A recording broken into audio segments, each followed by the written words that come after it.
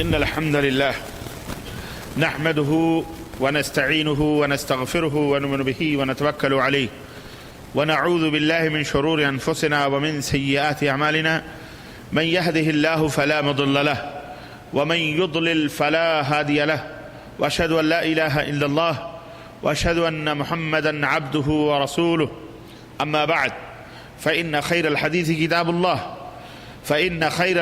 كتاب الله وخير الهدي هدي محمد صلى الله عليه وسلم وشر الأمور محدثاتها وكل محدثة بدعة وكل بدعة ضلالة وكل ضلالة في النار. قال الله تبارك وتعالى في كلامه المجيد: يا أيها الذين آمنوا اتقوا الله حق تقاته ولا تموتن إلا وأنتم مسلمون. يا أيها الناس اتقوا ربكم الذي خلقكم من نفس واحدة وخلق منها زوجها وبث منهما رجالا كثيرا ونساء واتقوا الله الذي تساءلون به والأرحام إن الله كان عليكم رقيبا. يا أيها الذين آمنوا اتقوا الله وقولوا قولا سديدا يصلح لكم أعمالكم ويغفر لكم ذنوبكم ومن يطع الله ورسوله فقد فاز فوزا عظيما. اللهم صل على محمد وعلى آل محمد كما صليت على إبراهيم وعلى آل إبراهيم إنك حميد مجيد. اللهم بارك على محمد وعلى آل محمد كما باركت على إبراهيم وعلى آل إبراهيم إنك حميد مجيد. تمام قسم کی حمد و ثنا کبریائی اور بڑائی اس اللہ عز و جل کے لیے لائق و زیبا ہے جس نے ہمیں اور آپ کو پیدا فرمایا، اور بیش بہا درود و سلام اس ذات مبارکہ مطہرہ پر جن کا نام نامی اسم گرامی حمد مجتبی محمد مصطفیٰ صلی اللہ علیہ وسلم. برادران اسلام، نوجوان دوستوں، بزرگوں اور بھائیوں، اس سے پہلے کہ میں اپنے موضوع کی وضاحت کروں، عید الاضحیٰ کی مبارکباد قبول فرمائیں. تقبل اللہ منا منکم صالح اعمالنا. اللہ تبارک و تعالی ہمارے روزوں کو، ہماری قربانیوں کو شرف قبولیت عطا فرمائے، اور اللہ عز و جل ہمیں اپنی دربار میں قرب خاص عطا فرمائے، اور اللہ عز و جل ہمیں نیک صالح صدیقین شہداء صالحین میں سے بنائے، اور ہم سب کی گردنوں کو، ہمارے ماں باپ کی گردنوں کو اللہ تعالیٰ جہنم سے آزاد فرمائے، اور ہم سب کو جنت الفردوس میں جگہ عطا فرمائے. آمین یا رب العالمین. جو احباب حج بیت اللہ کی اس عظیم الشان عبادت سے فارغ ہو کر واپس آئے ہیں، اللہ تبارک و تعالیٰ ان کے حج کو حج مبرور بنائے، قبول فرمائے، اور اللہ گناہوں سے مغفرت عطا فرمائے، اور اللہ تعالیٰ ہم سب کو اپنی نیکیوں کی حفاظت اور اس کو سینتنے اور سینت کر اس کو رکھنے اور اس اللہ کی اطاعت اور طاعات اور عبادات اور بندگی پر مداومت اور ہمیشگی کرنے کی توفیق عطا فرمائے. آمین یا رب العالمین. دوستوں اور بھائیوں، یہ مواسم عبادتوں کے آتے اور جاتے رہتے ہیں. اب سال بھر کے بعد یہ عظیم الشان موسم حج بیت اللہ کا پھر انشاءاللہ تبارک و تعالیٰ جس کی زندگی رہے گی اسے یہ موسم نصیب ہوگا. اللہ تعالیٰ ہمیں ہماری زندگی میں بار بار اس موسم کو لائے اور ہم سب کو حج کی توفیق عطا فرمائے. آمین یا رب العالمین. اور اس کے بعد ایسا نہیں کہ موسم عبادات ختم ہو جائیں، مواسم یہ گزر جائیں تو عبادتیں بھی ختم ہو جاتی ہیں، ایسی بات نہیں ہے، بلکہ الحمدللہ عبادتوں کا یہ سلسلہ زندگی کی آخری سانسوں تک جاری اور ساری رہے گا. اور ہر بندے مومن کو اس بات کا یقین رکھنا چاہیے کہ یہ مقصد زندگی ہے کہ اللہ تبارک و تعالیٰ کی عبادتوں میں ہماری زندگیاں صرف ہوں. یا ایھا الذین آمنوا لا تلھکم اموالکم ولا اولادکم عن ذکر اللہ. اللہ نے فرمایا کہ اے ایمان والو، تمہارے مال، تمہاری آل اولاد تمہیں اللہ کی یاد سے غافل نہ کریں، مشغول نہ کر دیں تمہیں. جان لو کہ یہ اموال، یہ انما اموالکم واولادکم فتنہ، یہ مال، یہ دولت، یہ فتنہ ہے، تمہارے لیے فتنہ ہے. اور اللہ تبارک و تعالیٰ کبھی مال اور اولاد دے کر کے فتنے میں مبتلا کرتا ہے، اور کبھی اللہ تبارک و تعالیٰ مال اور اولاد چھین کر نہ دے کر انسان کو فتنے میں مبتلا کرتا ہے. بہر صورت اللہ تبارک و تعالیٰ آزمائش میں مبتلا کرتا ہے، بندے کو آزماتا ہے، اور اپنے بندوں کو دیکھتا ہے کہ یہ بندے ہم تک ہماری یاد کس طرح کتنی حد تک میری یاد کو اپنے دلوں میں بساتے ہیں اور مجھ سے قرب حاصل کرنے کی جد و جہد اور سعی اور کوشش کرتے ہیں۔ گویا انسان کو چاہیے کہ ہمیشہ اپنی زندگی میں اللہ کی عبادت و بندگی کی راہوں میں جد و جہد کرتا رہے، اور جو بندے اللہ کی راہ میں جہاں جد و جہد کرتے ہیں، محنتیں کرتے ہیں، کوششیں کرتے ہیں اللہ سے قرب حاصل کرنے کی، اللہ کی رضا حاصل کرنے کی اور اللہ تبارک و تعالیٰ کی سے قریب ہونے کی، تو پھر اللہ تبارک و تعالیٰ ان کے سینے کو کھول بھی دیتا ہے اور اپنی طرف آنے کے لیے ان کے راہیں بھی ہموار کرتا ہے۔ جو لوگ کوشش ہی نہیں کرتے، جد و جہد ہی نہیں کرتے، اور اس کے باوجود بھی وہ سوچتے ہیں یا وہ کہتے ہیں بھی ہم کیسے اللہ کا قرب حاصل کریں گے، تو وہ نہایت ہی نادانی کے اندر ہیں۔ ان کو چاہیے کہ وہ محنت کریں، جد و جہد کریں، اللہ سے دعا کریں، اصرار کریں، اللہ کی طاعت اور بندگی کی طرف بڑھنے کی کوشش کریں۔ اور یاد رکھو اس کائنات کے اندر جو کچھ بھی کسی کو ملتا ہے اللہ رب العزت کی وجہ سے ملتا ہے، اللہ تبارک و تعالیٰ عطا فرماتا ہے، اور اللہ تبارک و تعالیٰ جیسا کہ میں نے بتلایا کبھی دے کر کے آزماتا ہے اور کبھی لے کر کے آزماتا ہے۔ اللہ نے قرآن کریم میں فرمایا وَلَنَبْلُوَنَّكُمْ بِشَيْءٍ مِّنَ الْخَوْفِ وَالْجُوعِ، ہم تمہیں آزمائیں گے، ضرور بضرور آزمائیں گے، کبھی خوف طاری کر کے، کبھی بھوکمری طاری کر کے، بہرحال مختلف طریقے سے، کبھی مال کو لے کر کے اور کبھی غلوں کے اندر کمی کر کے، کبھی زیادتی کر کے، کبھی جانوں کو مار کر کے، کبھی خریزیاں پیدا کر کے ہم تمہیں آزمائیں گے، دیکھیں گے کہ اس میں صبر کرنے والے کون ہیں اور بے صبرے کون ہیں۔ اور صبر کرنے کا مطلب یہ نہیں کہ دل دبا کے بیٹھ جانا، آنسو نہ نکالنا۔ صبر کرنے کا مطلب یہ ہے کہ اللہ کی راہوں میں جو رکاوٹیں ہیں ان رکاوٹوں کو پھلانگ جانا، ان رکاوٹوں کو نہ کیئر کرنا، ان رکاوٹوں کی پرواہ کیے بغیر اللہ تبارک و تعالیٰ کی طرف آگے بڑھنا۔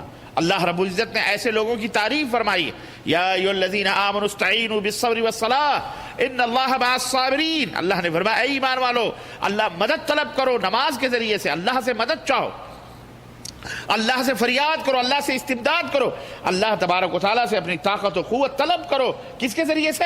نماز کے ذریعے سے، یعنی اللہ کی اس نماز کو قائم کرنے کے ذریعے۔ یا ایھا الذین آمنوا استعینوا بالصبر، صبر کے ذریعے سے، صبر یعنی اللہ کی اطاعت اور فرمانبرداری کے اوپر صبر کرنا۔ ٹھنڈی ہے، گرمی ہے، مشاکل ہیں، پریشانیاں ہیں، بھوک پیٹ کے اندر لگی ہوئی ہے، پیاس سے حلق سوکھ رہی ہے، لیکن نماز کا وقت ہوا، اللہ کی عبادت کا وقت ہوا، بندگی کا وقت ہوا، فرائض ادا کرنے کا وقت ہوا، یا اللہ کے احکام کے اوپر عمل کرنے کا وقت ہوا۔ یہ تمام سب چیزیں راہوں میں رکاوٹ نہیں بننی چاہیے، بلکہ ہم اس فریضے کو پہلے ادا کریں۔ یہ نہ سوچیں کہ جب پانی نہیں پیے، جب ہم نے کھانا نہیں کھایا تو ہم نماز کیسے پڑھیں، ہمیں اللہ کی عبادت کیسے کریں، ہم اللہ کو یاد کیسے کریں، یہ نہیں سوچنا چاہیے۔ اگر یہ سوچو گے تو پھر برباد ہے، یہ سوچو پھر زندگی برباد ہے۔ ہمیں اللہ نے مال نہیں دیا تو ہم کیا اللہ کو یاد کریں، ہمیں اللہ رب العزت نے اولاد نہیں دی تو ہم کیا اللہ کو یاد کریں، ہمیں اللہ تبارک و تعالیٰ نے حسن و جمال نہیں دیا تو ہم کیا اللہ کو یاد، ہمیں اللہ نے دنیا نہیں دیا تو ہم کیا اللہ کو یاد کریں۔ ہرگز نہیں۔ یہی چیزیں انسان کو ملحد بنا دیتی ہیں، اللہ سے دور کر دیتی ہیں، اور اللہ تبارک و تعالیٰ کی غضب کا شکار ہو جاتا ہے وہ بندہ۔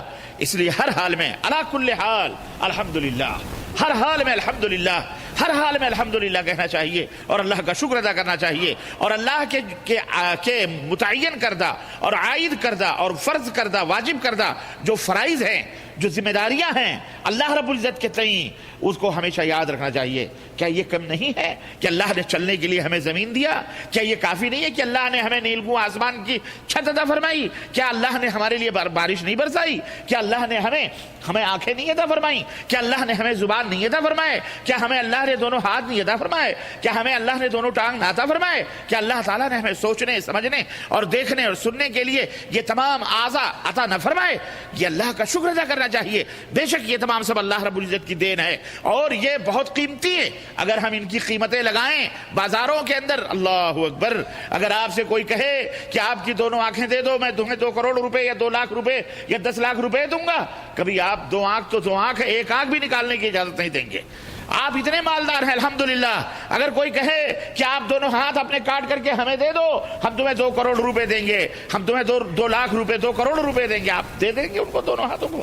ہرگز نہیں۔ کوئی کہے کہ آپ دونوں ٹانگوں کی 1 ٹانگ ہم کو دے دو، ہم تمہیں 1 کروڑ روپے دیں، نہیں دیں گے۔ آپ کہیں گے پاگل ہو گیا ہوں میں، بھوکا رہنا گوارا ہے لیکن پیر دینا گوارا نہیں ہے۔ کیا گارنٹی ہے کہ میں زندہ رہوں؟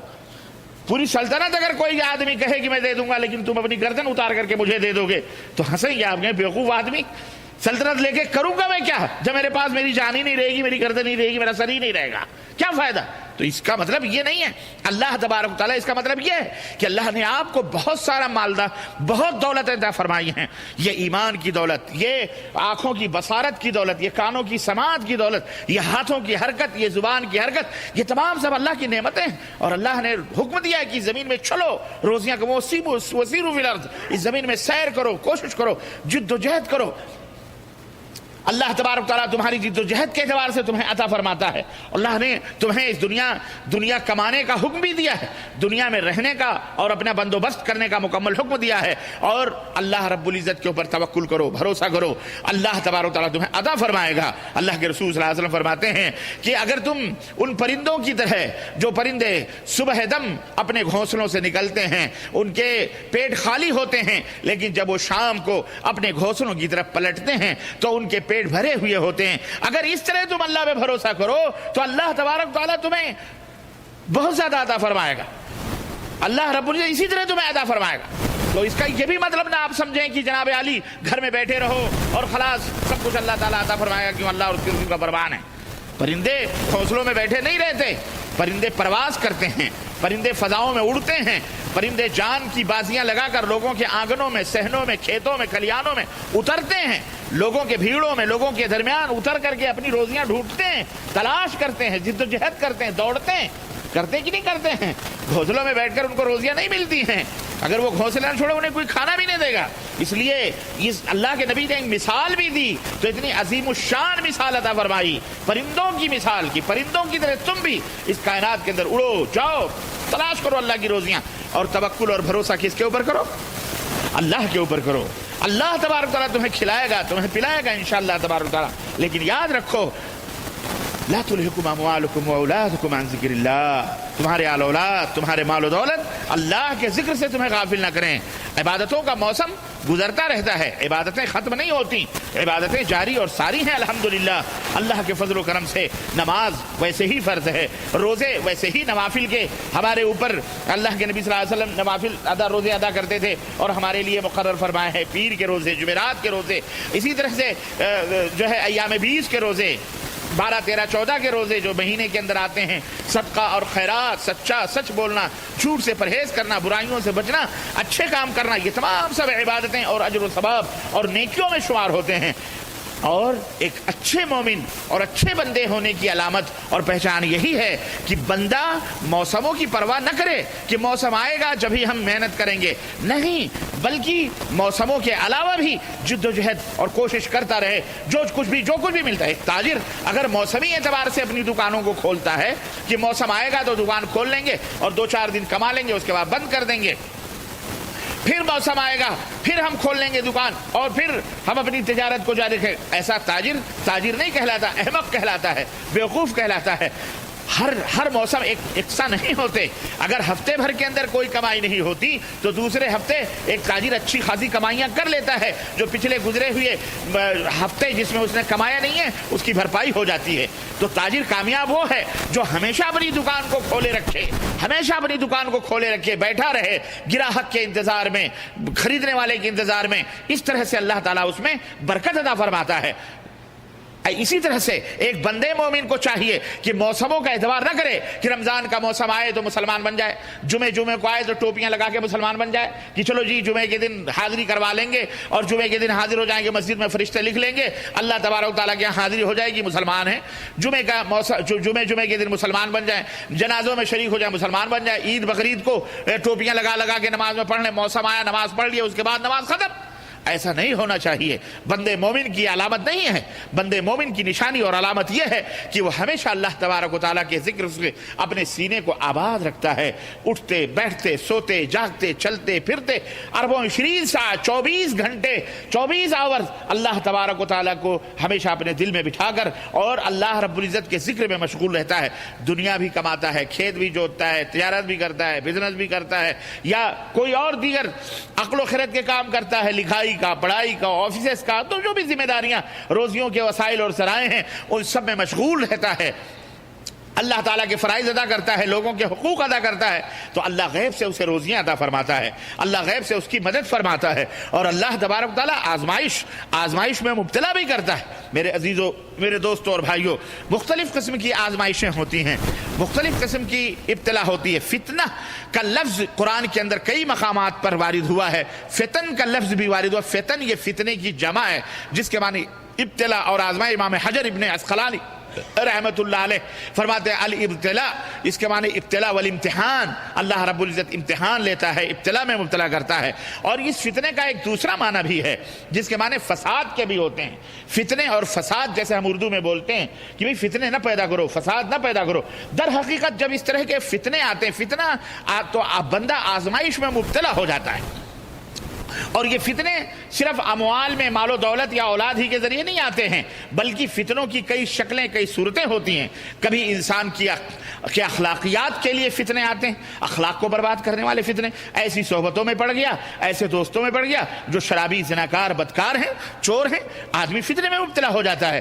یار وہ جا رہے ہیں یہاں، وہ جا رہے ہیں، اب ان کے ساتھ وہ پھنسا ہوا ہے، یہ فتنہ ہے اس کے لیے کہ اس کے دوست شراب خانے میں جا رہے ہیں، وہ باہر بیٹھا ہوا ہے۔ آزمائش، چلو چلو چلتے ہیں، چلو ہم بھی چلتے ہیں، چلو وہ بھی چلتے ہیں، یہ فتنہ ہے۔ اخلاقیات کے اعتبار سے آدمی فتنے میں مبتلا ہو جاتا ہے، جس طرح مال و دولت میں سود ہے، چوری ہے، رشوت ہے، اور دیگر امور میں اس کا دوست دیکھو سود لے کر کے اس نے 10 بلڈنگیں خرید لی، اس نے جناب علی اتنی دکانیں کھول لی، اتنے مال بنا لیے، اتنی زمینیں خرید لی، اتنے فلیٹس بنا لیے۔ کہاں سے؟ وہ بھی سعودی عرب میں کما رہا ہے، وہ بھی سعودی عرب میں کما رہا ہے، وہ بھی یہاں رہ رہا ہے، وہ بھی تجارت، لیکن یہ ابھی بیچارہ ابھی اپنا گھر نہ مکمل کر سکا۔ وہ گھر کیا، گھروں پہ گھریں تعمیر کرتا جا رہا، لیکن وہ دیکھتا ہے دوست کی اس کی کمائی حرام کی ہے، وہ چوری، گھسوٹی، کسی بھی طرح سے وہ حرام حلال کی تمیز کیے بغیر ہی مال و دولت کو کما رہا ہے۔ لیکن یہ شخص ہے اللہ تبارک تعالیٰ پہ توکل کر کے حلال کمائی کھاتا ہے، یہ اس کے لیے فتنے میں مبتلا ہو گیا۔ اس آدمی کو دیکھ کر کے اب کہنے والے کہتے ہیں جی تم نے تو بلڈنگیں نہیں بنائی، تم نے تو کوئی پراپرٹی نہیں خریدی، تم نے تو کوئی بلڈنگ نہیں خریدی، وہ دیکھو فلاں کو دیکھو، فلاں کا بیٹا دیکھو اتنا کروڑ پتی ہو گیا، اتنا لاکھ پتی ہو گیا، تم ابھی وہیں کے وہیں رہے، لوگ کہتے ہیں۔ اور اس طرح سے لوگوں کو فتنوں میں مبتلا آدمی ہو جاتا ہے، اور شیطان وسوسے ہمیشہ 24 گھنٹے آپ کے پیچھے لگا رہتا ہے۔ اور جو جتنے ہی پرہیزگار ہوتا ہے، جو جتنے ہی نیک بننے کی کوشش کرتا ہے، جو جتنے ہی اللہ سے قریب ہونے کی کوشش کرتا ہے، شیطان اتنی ہی اپنی طرف اس کو کھینچنے کی کوشش کرتا ہے۔ ایمان اپنی طرف کھینچتا ہے، کفر اپنی طرف کھینچتا ہے۔ اسی طرح سے انسان کبھی عقیدوں میں اور عمل میں فتنوں کا شکار ہو جاتا ہے، فتنے عقیدوں میں پڑ جاتے ہیں۔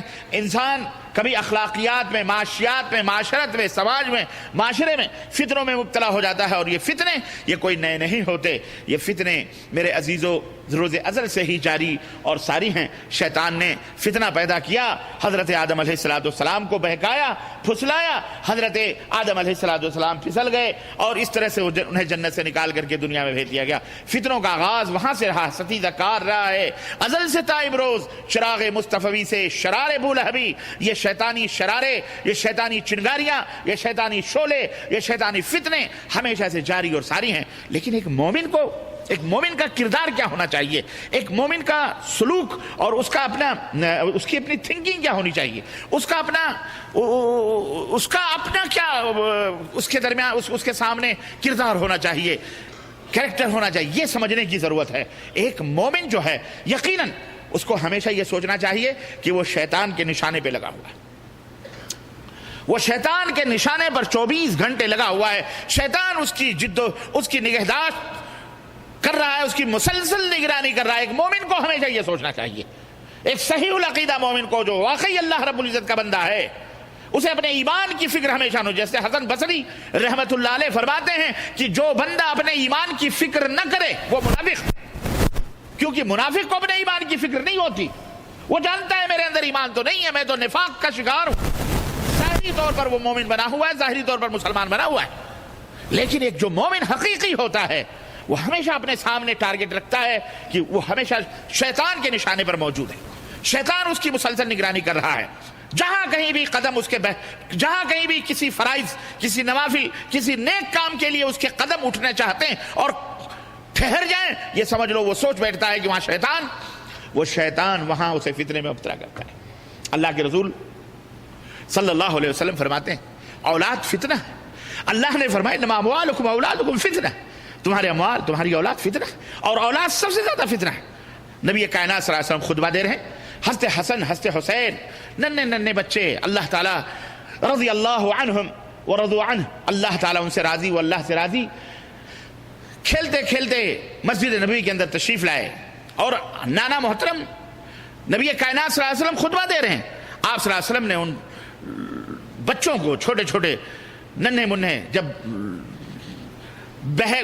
بہکتے اور سنبھلتے مسجد نبی کے اندر آتے ہوئے دیکھا تو آپ نیچے اترے، اور نیچے اتر کر حسنین کو اپنی گود میں لیا اور ممبر پر تشریف لائے، اور آپ نے فرمایا کہ واقعی اللہ تعالیٰ نے فرمایا ہے کہ تمہاری اولاد اور تمہارے مال تمہارے لیے فتنہ ہے، میں اللہ کی یاد میں ہوں، میں اللہ کی ذکر میں ہوں، میں تمہیں خطبے دے رہا ہوں، اور دیکھو حسن حسین آئے، اب میں ان سے دل نہیں سنبھلا اور میں انہیں اپنی گود میں لے کر کے یہاں آ گیا۔ فتنہ، تو فتنے ایسے بھی اللہ کے نبی صلی اللہ علیہ وسلم فرماتے ہیں کہ آدمی اولاد کس طرح سے فتنہ ہوتا ہے، آدمی اللہ کی راہ میں کچھ خرچ کرنا چاہتا ہے، کسی نے طلب کیا یا کسی نے نہیں بھی مانگا، اللہ کی راہ میں وہ اپنی نیکیاں بڑھانا چاہتا ہے، پیسے دیتے وقت اس کی اولاد اسے یاد آتی، یہ 10 ریال ہیں، یہ 100 ریال ہیں، یہ 50 ریال ہیں، ان کو دے دیں گے، اس میں ہمارے بچوں کی پیپسیاں آ جائیں گی، جوتے آ جائیں گے، کپڑے آ جائیں گے، بنیاں آ جائیں گی، یہ کھانا آ جائے گا، وہ آ جائے گا، آدمی بجائے دینے کے اپنی جیب میں رکھے۔ یہ ہے فتنہ،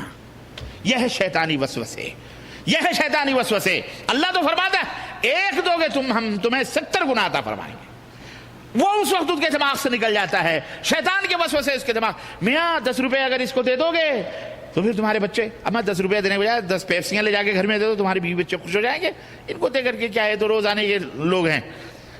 لیکن وہ بندہ نہیں چاہتا، وہ بندہ نہیں سمجھتا کہ اگر ہم اسے دے دیں گے اس وقت، یہ ہے فتنہ، اس وقت شیطان رکاوٹ پیدا کر رہا، نہیں دے دو، میری اولاد کو اللہ اور عطا فرمائے گا، میری اولاد کو اللہ برکت دے گا، اس کے ذریعے سے اسے ہم 10 روپے دیں گے، لیکن اللہ اسے 70 سے 700 روپے ریال ہمیں عطا فرمائے گا، 100 دیں گے، 1000 اللہ عطا فرمائے گا۔ یہ ابن آدم انفق تنفق، اللہ کے رسول صلی اللہ علیہ وسلم فرماتے ہیں اے آدم کے بیٹو خرچ کرو، خرچ کیے جاؤ گے۔ سیدہ صدیقہ کائنات ام المومنین عائشہ رضی اللہ تعالی عنہا گھر میں بیٹھی ہوئی، نبی کائنات صلی اللہ علیہ وسلم تشریف لائے، آپ کو پتا تھا بکری ذبح ہوئی ہے، آپ نے فرمایا بکری ذبح ہوئی، کچھ باقی ہے؟ کہنے لگی ایک ٹانگ باقی ہے، باقی تو ایک ٹانگ باقی ہے اور باقی ہم نے مدینے میں تقسیم کروا دیے ہیں۔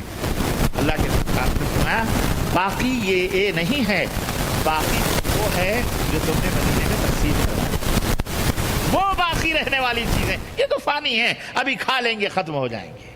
اللہ میرے بھائیوں، میرے مسلمان دوستو، اللہ تبارک و تعالیٰ کے ہاں جو تم جمع کر رہے ہو یہ بقا، یہ ہے باقی رہنے والی چیز، یہ ہے تمہارے نام اعمال، یہ ہے تمہاری نیکیاں، یہ قیامت کے دن تمہیں کام آنے والی، یہ ہے قبر میں کام آنے، مرنے کے بعد سے ہی یہ تمہاری نیکیاں، تمہارے صدقات، تمہارے خیرات، تمہاری عبادتیں، تمہارا ذکر، اللہ کو یاد کرنا، تمہاری بندگیاں، یہ سب مرنے کے بعد ہی سے اسٹارٹ ہو جائیں گی، تمہارے لیے فائدہ، برکھا برسائیں، سایہ کریں گی۔ اللہ کے رسول صلی اللہ علیہ وسلم فرمایا قیامت کے دن ہر آدمی اپنے صدقے کے سائے میں ہوگا۔ اللہ، ہر آدمی کہاں ہوگا؟ جب پیاس سے زبانیں باہر نکلیں گی، جب پسینوں میں لوگ ڈبکیاں لگا رہے ہوں گے، جب پسینوں کے لگام ان کے ہونٹوں میں لگیں گے۔ عبداللہ ابن عباس فرماتے ہیں کہ میدان محشر میں لوگ ایک دوسرے کے پاؤں پر پاؤں رکھ کر کے کھڑے ہوں گے، انہیں ہوش ہی نہیں ہوگا کہ وہ کہاں کھڑے ہیں، عریان، ننگے، بالکل برہنہ، ایک سوت بھی ان کے جسم کے اوپر نہیں ہوگا، اور پیاس سے زبانیں باہر نکلی ہوئی ہوں گی، سورج سوا نیزے پہ ہوگا، زمین تپ رہی ہوگی، ہولناکیوں کا وہ منظر ہوگا کہ انسان اللہ سے چیخ چیخ کر کے اللہ یا تو جہنم میں ڈال یا جنت میں، المہم فیصلے کر دے۔ اب یہ اذیت برداشت نہیں ہوتی۔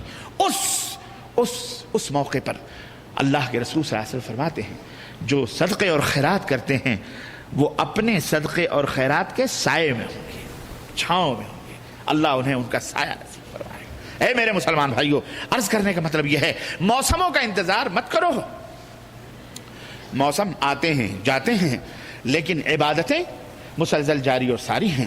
مسجدوں کو آباد رکھو، اللہ آپ کو آباد رکھے گا. آپ کی دکانوں کو، مکانوں کو، گھروں کو آپ کو خوشیاں عطا فرمائے گا، اتنی خوشیاں کہ آپ تصور نہیں کر سکتے. اللہ کی قسم، اللہ کے رسول صلی اللہ علیہ وسلم فرماتے ہیں کہ اللہ، حدیث قدسی ہے کہ بندہ جب اللہ کی طرف ایک بالشت بڑھتا ہے، ایک بالشت، اللہ کو جب وہ اپنے دل میں یاد کرتا ہے تو اللہ اسے ان لوگوں میں یاد کرتا ہے جو دنیا میں ان سے کہیں زیادہ افضل لوگ ہیں. اپنے مقرب فرشتوں کے درمیان انہیں یاد کرتا ہے. جب دل میں یاد کرتا ہے تو وہ لوگوں میں یاد کرتا ہے.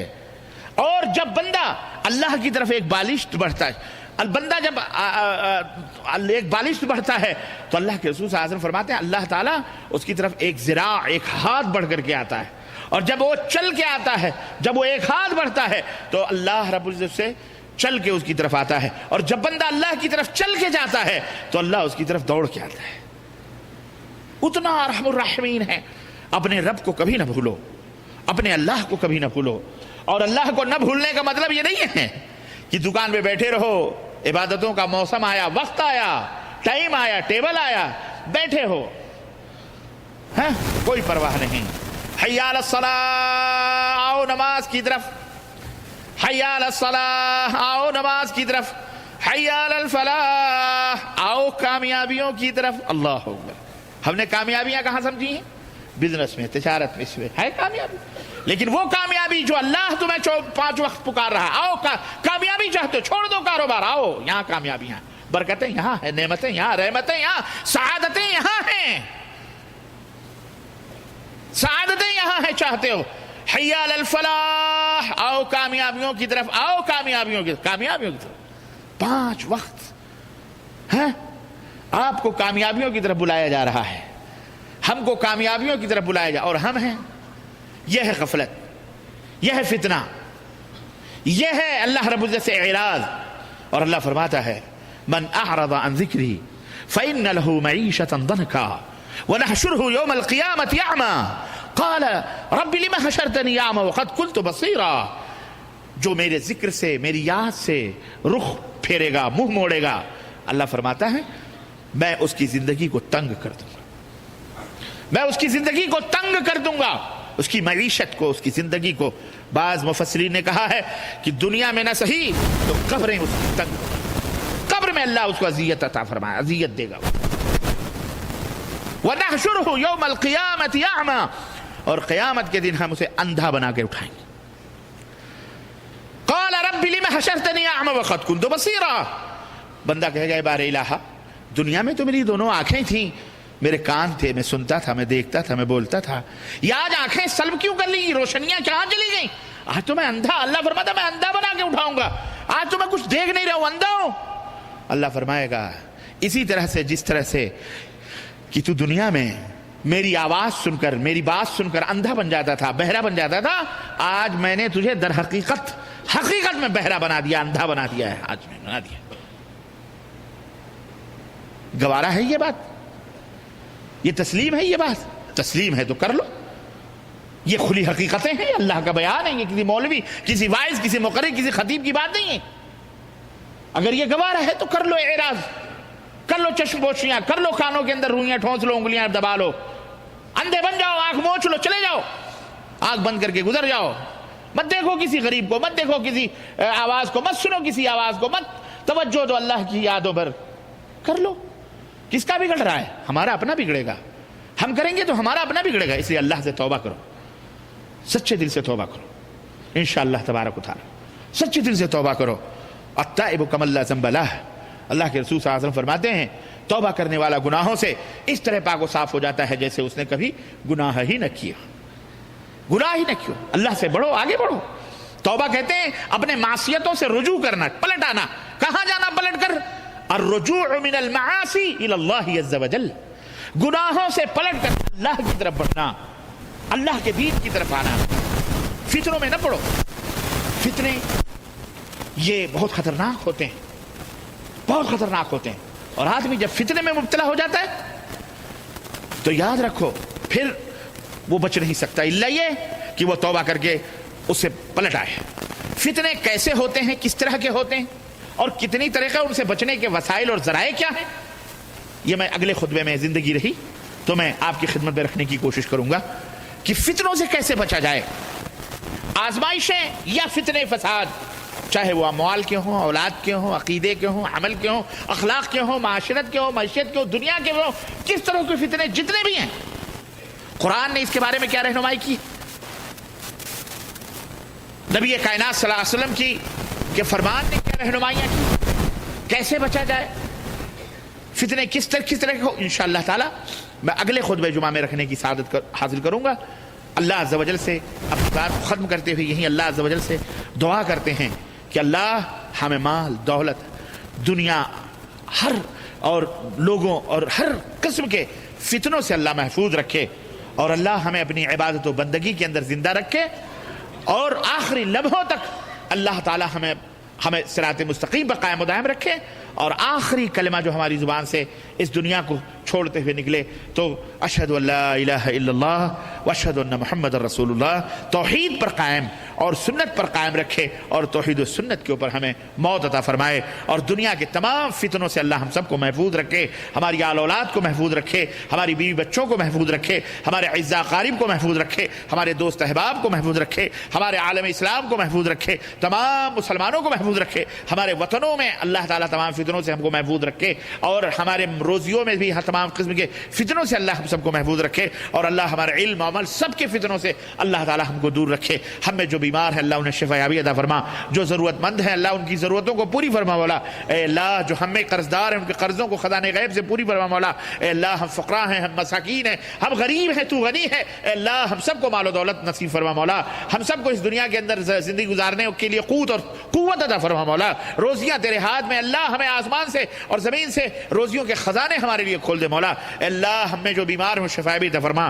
اللہ ہم میں جو انتقال کر چکے ہیں اے اللہ تبارک تعالیٰ انہیں کروٹ کا جنت نصیب فرما. اے اللہ ہمارے جن بھائیوں نے درخواست کی ہے، کسی کی والدہ، کسی کے بھائی، کسی کی بہن، اے اللہ کسی کے اعزاء اقارب بیمار ہیں، اے اللہ ان سب کو شفائے کاملہ عاجلہ عطا فرما مولا، ان سب کو شفائے کاملہ عاجلہ عطا فرما مولا. اے اللہ کچھ ہاسپٹلوں میں، شفا خانوں میں، گھروں میں، اے اللہ ان سب کو شفائے کاملہ عاجلہ عطا فرما مولا. اے اللہ جو کمزور ہیں انہیں طاقتور بنا دے، جو طاقتور ہیں اپنے دین اور اپنی عبادت میں مستقیم اور صحیح اور صالح بنا دے مولا. اے اللہ ہم سب کو صحیح ایمان، عقیدہ مضبوطی سے تھامنے اور رکھنے اور اس کے اوپر عمل کرنے، اسے مضبوطی سے رکھنے کی ہم سب کو توفیق عطا فرما مولا. اے اللہ ہمارے دلوں میں قرآن کی محبت ڈال دے مولا، قرآن کو پڑھنے، سمجھنے اور پڑھانے سمجھانے کی توفیق عطا فرما مولا. اے اللہ ہمارے اپنے علماء کی حفاظت فرما مولا.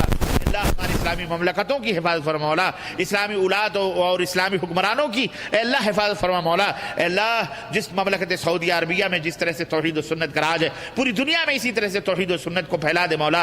اے اللہ جس طرح یہاں امن و امان ہے، اے اللہ دنیا کے اندر بھی اسی طرح امن و راحت عطا فرما مولا. اے اللہ ہم سب کو شیطان کے شر سے، اس کے مکر سے، اس کے قید سے اور شیطانی مکر و فریب سے اللہ ہم سب کو محفوظ فرما مولا. اے اللہ ہم سب کے ایمان کی حفاظت فرما مولا، عمل صالح کرنے کی توفیق عطا فرما، کتاب و سنت پر چلنے والا بنا مولا. آمین یا رب العالمین. بارک اللہ لنا ولکم فی القرآن العظیم ونفعنی وإیاکم بالآیات والذکر الحکیم انہ تعالی جواد کریم ملک بر رؤوف رحیم. نحمده ونستعینه ونستغفره ونؤمن به ونتوکل علیه ونعوذ بالله من شرور انفسنا ومن سیئات اعمالنا من يهده الله فلا مضل له ومن يضلل فلا هادي له واشهد ان لا اله الا الله واشهد ان محمدا عبده ورسوله. اما بعد فان خير الحديث كتاب الله وخير الهدي هدي محمد صلى الله عليه وسلم وشر الامور محدثاتها وكل محدثة بدعة وكل بدعة ضلالة وكل ضلالة في النار. قال الله تبارك وتعالى في كلامه المجيد: يا أيها الذين آمنوا اتقوا الله حق تقاته ولا تموتن إلا وأنتم مسلمون. يا أيها الناس اتقوا ربكم الذي خلقكم من نفس واحدة وخلق منها زوجها وبث منهما رجالا كثيرا ونساء واتقوا الله الذي تساءلون به والأرحام إن الله كان عليكم رقيبا. يا أيها الذين آمنوا اتقوا الله وقولوا قولا سديدا يصلح لكم أعمالكم ويغفر لكم ذنوبكم ومن يطع الله ورسوله فقد فاز فوزا عظيما. اللهم صل على محمد وعلى آل محمد كما صليت على إبراهيم وعلى آل إبراهيم إنك حميد مجيد. اللهم بارك على محمد وعلى آل محمد كما باركت على إبراهيم وعلى آل إبراهيم إنك حميد مجيد. تمام قسم کی حمد و ثنا، کبریائی اور بڑائی اس اللہ عز و جل کے لیے لائق و زیبا ہے جس نے ہمیں اور آپ کو پیدا فرمایا، اور بیش بہا درود و سلام اس ذات مبارکہ مطہرہ پر جن کا نام نامی اسم گرامی احمد مجتبیٰ محمد مصطفیٰ صلی اللہ علیہ وسلم ہے۔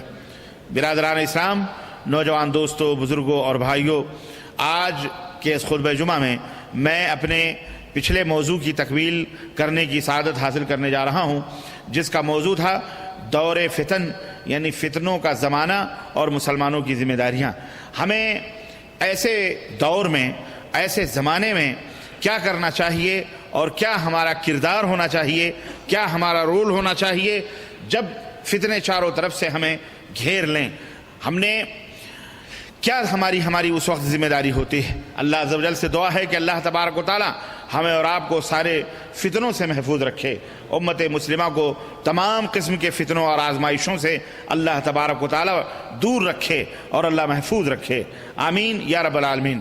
میرے عزیزوں، میرے دوستوں اور بھائیوں، قیامت جو قریب آتی جا رہی ہے، جو وہ گھڑی، وہ ساعت جس کا حکم اور جس کے بارے میں اللہ نے قرآن کریم میں واضح طور پر بیان فرما دیا ہے، آخرت کے وہ لمحات، آخرت کی گھڑیاں، قیامت جو قریب آتی جا رہی ہے، اور جس میں جو ہم اس سے قریب ہوتے جا رہے ہیں، فتنے تیزی کے ساتھ ہمیں چاروں طرف سے گھیرتے جا رہے ہیں۔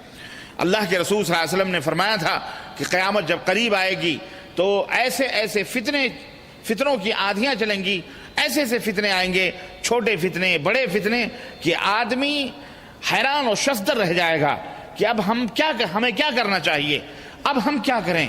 ایسے فتنے آئیں گے کہ قطع اللیل المظلم، ایسی تاریک راتوں کے، جس طرح تاریک راتیں پہ در پر ایک دوسرے کو براتی ہیں، جو شام ڈھلتی جاتی تاریک راتوں میں، تو راتیں تاریک سے تاریک ہوتی جا رہی ہیں گھڑا ٹوپ اندھیروں میں، ایسے ہی تاریکیاں امت کو گھیرے میں لے لیں گی جو قیامت قریب آئے گی۔ تو ایسے موقع پر ہمیں کیا کرنا چاہیے، ہمارا کیا کردار ہونا چاہیے، یہ ہم انشاءاللہ تبارک و تعالیٰ بتائیں گے۔ ویسے اللہ کے رسول صلی اللہ علیہ وسلم سے پوچھا گیا کہ اللہ کے نبی، اگر ایسی کیفیت پیدا ہو جائے اور ایسے حالات پیدا ہو جائیں تو ہمیں کیا کرنا چاہیے، تو آپ صلی اللہ علیہ وسلم نے فرمایا کہ تمہیں کتاب اللہ اور سنت رسول اللہ صلی اللہ علیہ وسلم کو لازم پکڑنا چاہیے۔ میرے عزیزوں، میرے دوستوں اور بھائیوں، یہ قیامت کی نشانیاں ہیں۔ آج کون سا ایسا فتنہ ہے جس کے گھیرے میں ہم موجود نہیں ہیں، چاہے وہ ظاہری ہو یا باطنی ہو، پوشیدہ فتنے ہوں یا ظاہری فتنے ہوں، دنیاوی فتنے ہوں یا دینی فتنے ہوں۔ دینی فتنے بھی ہمارے اندر موجود ہیں، دنیاوی فتنے تو بھی ہیں، لیکن وہ اتنے خطرناک نہیں جتنے خطرناک کی دینی فتنے ہمارے اندر موجود ہیں۔ اور سیدنا عمر بن خطاب رضی اللہ تعالیٰ عنہ ایک دفعہ اپنی مجلس میں بیٹھے ہوئے تھے، اور آپ نے اپنے ساتھیوں سے کہا کہ یہ بتاؤ تم میں کون ہے جو فتنوں کی حدیث کو یاد کیے ہوئے ہے، جو سب سے بہتر جانتا ہے۔ ایک تابعی تھے، انہوں نے کہا کہ امیر المومنین، ایک صحابی تھے، انہوں نے کہا کہ اے امیر المومنین، میں اس فتنے کے بارے میں جانتا ہوں اچھی طریقے سے۔ تو کہا بتاؤ، پڑھو وہ حدیث کیا ہے۔ تو انہوں نے بتایا کہ اولاد کے فتنے، مال کے فتنے، بیوی کے فتنے، اللہ کے رسول صلی اللہ علیہ وسلم نے فرمایا کہ ایسے فتنے پیدا ہوں گے۔ تو حضرت امیر المومنین نے کہا، میں ان فتنوں کے بارے میں نہیں پوچھ رہا ہوں، بلکہ میں ان فتنوں کے بارے میں پوچھ رہا ہوں جو سمندر کے موجوں کی طرح سے، جس طرح سمندر کی لہریں پہ در پہ آتی ہیں، سمندر میں آپ نے دیکھا ہوگا پہ در پہ بڑی سے بڑی لہریں، اب جو لہر آ رہی ہے وہ اس سے بڑی ہے، اس کے بعد جو لہر آ رہی ہے وہ اس سے بڑی ہے، پہاڑوں جیسی لہریں، جیسے سمندر کے اندر لہریں آتی ہیں، اسی طرح سے وہ فتنے آئیں گے، میں ان فتنوں کے بارے میں پوچھ رہا ہوں۔ تو انہوں نے کہا کہ ہاں، وہ فتنے اللہ کے رسول صلی اللہ علیہ وسلم سے میں نے سنے ہیں، اور آپ صلی اللہ علیہ وسلم نے بتایا ہے کہ جب وہ دروازہ ٹوٹ جائے گا یا توڑ دیا جائے گا، تو جب فتنوں کا دروازہ کھل جائے گا یا توڑ دیا جائے گا تو پھر وہ قیامت تک وہ فتنوں کا دروازہ بند نہیں ہو سکتا ہے۔ تو امیر المومنین سیدنا عمر بن خطاب رضی اللہ تعالی عنہ نے فرمایا کہ وہ دروازہ توڑ دیا جائے گا یا دروازہ کھلے گا، تو انہوں نے کہا نہیں امیر المومنین، بلکہ وہ دروازہ توڑ دیا جائے گا۔ اس کے بعد آپ خاموش رہ گئے۔ جو سامعین تھے انہوں نے کہا ایسا رعب طاری ہوا لوگوں کے اوپر کہ لوگ پوچھ نہ سکے امیر المومنین سے کہ وہ کون سا دروازہ ہے جو توڑ دیا جائے گا۔ بعد میں راوی سے لوگوں نے سوال کیا کہ یہ بتاؤ کہ وہ کون سا دروازہ ہے، تو انہوں نے کہا کہ سیدنا امیر المومنین عمر بن خطاب رضی اللہ تعالیٰ عنہ کی شہادت، یعنی جب آپ کو شہید کر دیا جائے گا اور یہ دروازہ جب ٹوٹ جائے گا تو پھر فتنے ہی فتنے امت کے اوپر آئیں گے اور پھر وہ فتنوں کا دروازہ بند نہیں کیا جا سکتا ہے۔ تو راوی سے لوگوں نے پوچھا کہ کیا یہ حضرت امیر المومنین جانتے تھے کہ وہ دروازہ وہ ہے، یعنی وہی خود اس دروازے سے مراد ہیں؟ تو انہوں نے کہا کہ ہاں ایسے ہی جانتے ہیں جیسے دن سورج نکلا ہو اور سورج کو لوگ دیکھ رہے ہوں، ان کو اسی طرح سے اس حدیث کے بارے میں امیر المومنین جانتے ہیں، اس حدیث کی وہ وہی مراد ہیں۔ المہم حضرت عمر بن خطاب رضی اللہ تعالیٰ عنہ کی شہادت، بلکہ آپ کو جیسا کہ آپ کو پتہ ہے کہ اسی ذی الحجہ کی 18 تاریخ کو آپ کو مسجد نبوی کے اندر چھرا مارا گیا، زہریلا چھرا جو مجوسی نے مارا تھا، اور شہادت آپ نے محرم الحرام کے اندر پائی تھی۔ اسی کشمکش میں اس میں ان کی روح گئی اور وہ شہید ہوئے۔ یہ فتنے کا دروازہ جب کھلا تو آپ کو پتہ ہے کہ اس کے بعد سیدنا عثمان غنی رضی اللہ تعالیٰ عنہ خلیفہ بنائے گئے، اور اس کے بعد میں پھر وہ فتنے بڑھے، یہاں تک کہ حضرت عثمان غنی رضی اللہ تعالیٰ عنہ کو بھی شہادت کا جام پینا پڑا۔ اس کے بعد حضرت علی رضی اللہ تعالیٰ عنہ شہید کیے گئے، خلیفہ بنائے گئے، آپ کو بھی شہید کیا گیا۔ یہی نہیں بلکہ حضرت حسنین کو بھی زہر پلا کر، یا کوفہ والوں نے حضرت حسین رضی اللہ تعالیٰ عنہ کو عراق کے اندر کربلا کے اندر شہید کیا۔ اس کے بعد آپ کو پتہ ہے کہ سبائی فتنے اتنی تیزی کے ساتھ چلنے لگے کہ آج تک ہم ان فتنوں کے اندر گردش کر رہے ہیں۔ تو یہ تو دنیاوی اخروی دینی فتنے تھے۔ دنیاوی فتنے آپ دیکھ لیں کہ پہلے کیا حالات تھے اور آج کیا حالات ہیں، کہ چاروں طرف سے زناکاری کا بازار گرم ہے، سود خوری کا بازار گرم ہے، بدکاریوں کا بازار گرم ہے، جھوٹ، غیبت، چغلی، اتہامات، افطرا، بہتان، ظلم، زیادتی، حق تلفیاں، لوگوں کے حقوق کو غصب کرنا، لوگوں کے مالوں کو حرام طریقے سے کھانا، لوگوں کے اوپر الزامات لگانا، غیبت، ہر قسم کے فتنے، گانے بجانے، طوائفیں اور زنا، ہر چیز۔ اب تو گھر گھر کے اندر یہ فتنے، گھروں کے اندر ہی نہیں بلکہ اب میں یہ کہوں کہ جیب کے اندر یہ فتنے موجود ہیں۔ انسان چلتے پھرتے اپنی گاڑی میں ہو یا پیدل ہو یا سواری پہ ہو یا بس میں ہو یا ٹرین میں ہو یا جہاز میں ہو، کہیں بھی کوئی ایسی جگہ، صحرا میں ہو، میدان میں ہو، گاؤں میں ہو، بستی میں ہو، کہیں بھی یہ فتنے یہ کہیں انسان اس سے محفوظ نہیں ہے۔ چاروں طرف دنیاوی فتنوں نے اسے اپنے گھیرے میں لیا ہوا ہے۔ انسان خود اب اس فتنے کو اپنی جیب میں لے کے، یہ کیا سمجھ رہے ہیں؟ یہ جوال ایک جنجال ہے، یہ جوال بھی ایک جنجال ہے، یہ بھی ایک فتنوں کی پڑیا ہے۔ فتنے ہماری جیبوں کے اندر موجود، یہ بھی فتنہ ہے۔ ذرا دیر کے اندر پوری دنیا کے اندر آپ آگ لگا سکتے ہیں، ذرا سی باتیں پوری دنیا کے اندر آپ پھیلا سکتے ہیں۔ ایک زمانہ تھا کہ ایک بستی سے دوسری بستی میں آدمی سفر کرتا تھا تو کہتا تھا کہ میں سفر پہ نکل رہا ہوں۔ آج ہزاروں کلومیٹر آدمی سفر کر لیتا ہے لیکن سفر کا اسے خیال اور گمان بھی نہیں ہوتا۔ آسمانوں میں اڑتے ہوئے جہاز، کیا وہاں فتنے نہیں ہیں؟ عریانیت نہیں ہے؟ بے حیائی نہیں ہے؟ وہاں بھی شراب خوریاں چل رہی ہیں، وہاں بھی بے حیائیاں چل رہی ہیں، وہاں بھی بدکاریاں چل رہی ہیں، پلینوں میں، جہازوں کے اندر اڑتے ہوئے، وہاں بھی اللہ کا کوئی خوف، کوئی ڈر، کوئی کچھ بھی نہیں۔ اور غرض کی جگہ جگہ پہلے بازار بدنام تھے، اب تو گھر گھر بدنام ہو چکے ہیں۔ میرے عزیزو، میرے دوستو، دھیان دو، غور کرو، فکر کرو، سوچو کہ ہم کتنے فتنوں کے اندر کے چکرویوں میں پھنس چکے ہیں اور کتنے فتنوں کے دائروں میں ہم گھوم رہے ہیں۔ چاروں طرف شیطان اپنے جال بچھا چکا ہے، اور تو اور ہے یہ دنیاوی فتنے، مال دولت کی ہوس اور حرص انسان کو در در بہکاتی پھر رہی ہے، دنیا کے چوکھٹوں کے اوپر جھکاتی پھر رہی ہے۔ لوگ اپنے مالوں کی ہوس میں، مال کمانے کی ہوس میں، روزی کمانے کی ہوس میں اپنے دین کو، اپنے ایمان کو، یہاں تک کہ اپنے خون تک کو بیچ رہے ہیں، اپنی آبروئیں بیچ رہے ہیں، اپنی بہن بیٹیوں کی عزتیں لوگوں کے حوالے کر رہے ہیں، نیلام کر رہے ہیں، اپنے ملک، اپنے دولت کو برباد کر رہے ہیں، یعنی پیسوں کی ہوس اور پیسوں کی لالچ میں۔ غرض مجھ سے زیادہ آپ حضرات جانتے ہیں، مجھ سے زیادہ آپ حضرات جانتے ہیں قتل و غارت گری بیجا طور پر. مارنے والا نہیں جانتا میں اسے کیوں مار رہا ہوں، مرنے والا یہ نہیں جانتا کہ میں کیوں مر رہا ہوں، کیوں مر رہا ہوں. گھر میں رہو تو فتنے، گھر سے باہر رہو تو فتنے، بازار میں جاؤ تو فتنے، روزی روٹی پہ بیٹھو تو فتنے، ہر جگہ. ایون اب تو اللہ کے گھر مسجدیں بھی اس سے محفوظ نہیں ہیں، مسجدوں کے اندر بھی فتنے ہی فتنے پائے جاتے ہیں. وہ فتنے، اس فتنے کی شکل الگ ہوتی ہے، بازاروں کی فتنوں کی شکل الگ ہوتی ہے. غرض ایسا لگتا ہے یہ قیامت قریب سے قریب تر ہوتی جا رہی ہے، اور اس میں کوئی شک نہیں کہ یہ قیامت کی چھوٹی چھوٹی نشانیاں ہیں، اور ہم ان فتنوں کے اندر گھرے ہوئے ہیں. ایسے فتنوں میں ہماری ذمہ داری، ہمارا کردار کیا ہونا چاہیے؟ میرے بھائیوں، میرے دوستو، اللہ تبارک و تعالیٰ نے آل اولاد کو بھی جو ہمارے ہمیشہ قریب رہتے ہیں، بیوی بچوں کو بھی جو ہمارے سے ہمیشہ قریب رہتے ہیں، مال و دولت کو بھی جو ہمارے سے ایک دم ہم جس کو ہم چاہتے ہیں، وہ اس کے ہم خواہش مند ہیں، وہ ہم سے قریب رہتے ہیں، ان سب چیزوں کو بھی فتنہ، بلکہ پوری دنیا فتنوں کی آماجگاہ و فتنوں کا گھر ہے. ایسے موقعوں پر ہماری کیا ذمہ داری ہونی چاہیے؟ دنیاوی فتنے، دینی فتنے، میں نے بتایا کتابوں کی شکل میں، کیسٹوں کی شکل میں، جناب علی ٹیلی ویژنوں کی شکل میں، چینلوں کی شکل میں، مسجدوں کے ممبر و محراب بھی آج محفوظ نہیں ہیں. یہاں بھی کھڑے ہو کر کے لوگوں کو فتنوں کی باتیں کی جاتی ہیں اور لوگوں کے اندر فتنے ڈالے جاتے ہیں. فتنے کس کو کہتے ہیں؟ فتنے کیا ہوتے ہیں؟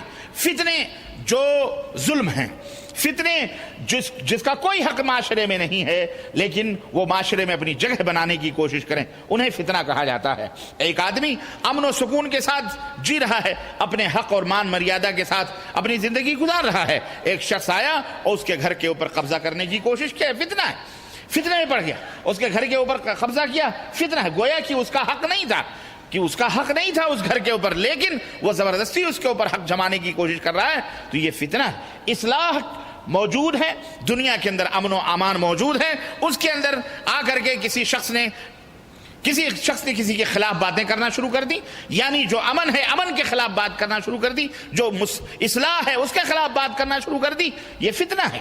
قرآن و سنت کی بالادستی موجود ہے، قرآن و سنت کے احکامات موجود ہیں، قرآن و سنت کے فرامین موجود ہیں، اللہ اور اس کے رسول کے بیانات موجود ہیں. اللہ اور اس کے رسول کے بیان کے خلاف کوئی بات کرے، یہ فتنہ ہے. فتنہ کی اس کو سمجھنے کی ضرورت ہے.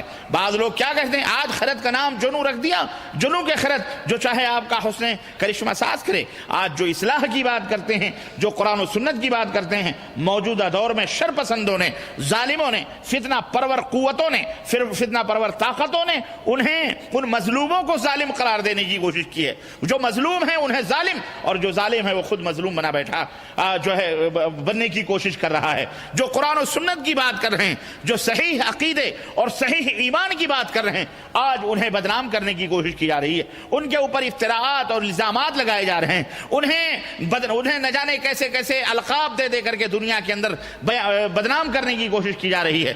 تو جو فتنے ہیں وہ خود اپنے آپ کو امن و امان یا حق، اپنے آپ کو حق منوانے کی، اپنے آپ کو حق جتلانے کی کوشش کریں کہ ہم حق پر ہیں، لیکن جو فتنے نہیں، جو حق ہیں، انہیں باطل کہنے کی جو ہے لوگوں کے درمیان باطل ثابت کرنے کی کوشش کی جا رہی ہے. یہ دنیا کے اندر موجود ہے اور یہ دروازے کھل چکے ہیں اور چلتے رہیں گے، یہ قیامت تک چلتے رہیں گے. آج آپ دیکھیے کہ جو قرآن و سنت کے خلاف ہیں، جن کے عقیدے قرآن و سنت کے خلاف، جن کا منہج قرآن و سنت کے خلاف، جن کا ایمان قرآن و سنت کے خلاف، جن کے افکار قرآن و سنت کے خلاف، میرے عزیزو، آج وہ بھی ممبر و محراب کے مالک، آج وہ بھی چینلوں کے اوپر بیٹھ کے اسلام کا نام لے کر کے دنیا کو گمراہ کر رہے ہیں. آج یہ عوام، یہ پبلک، یہ دنیا، یہ حیران و شستر ہے کہ آخر یہ بھی جب و دستار پہنے ہوئے، وہ بھی جب و دستار پہنے ہوئے، وہ بھی داڑھیاں اور جب و دستار پیشان جبی پہ سجدوں کے نشانات، وہ بھی جو ہے کیا کہتے ہیں تقدس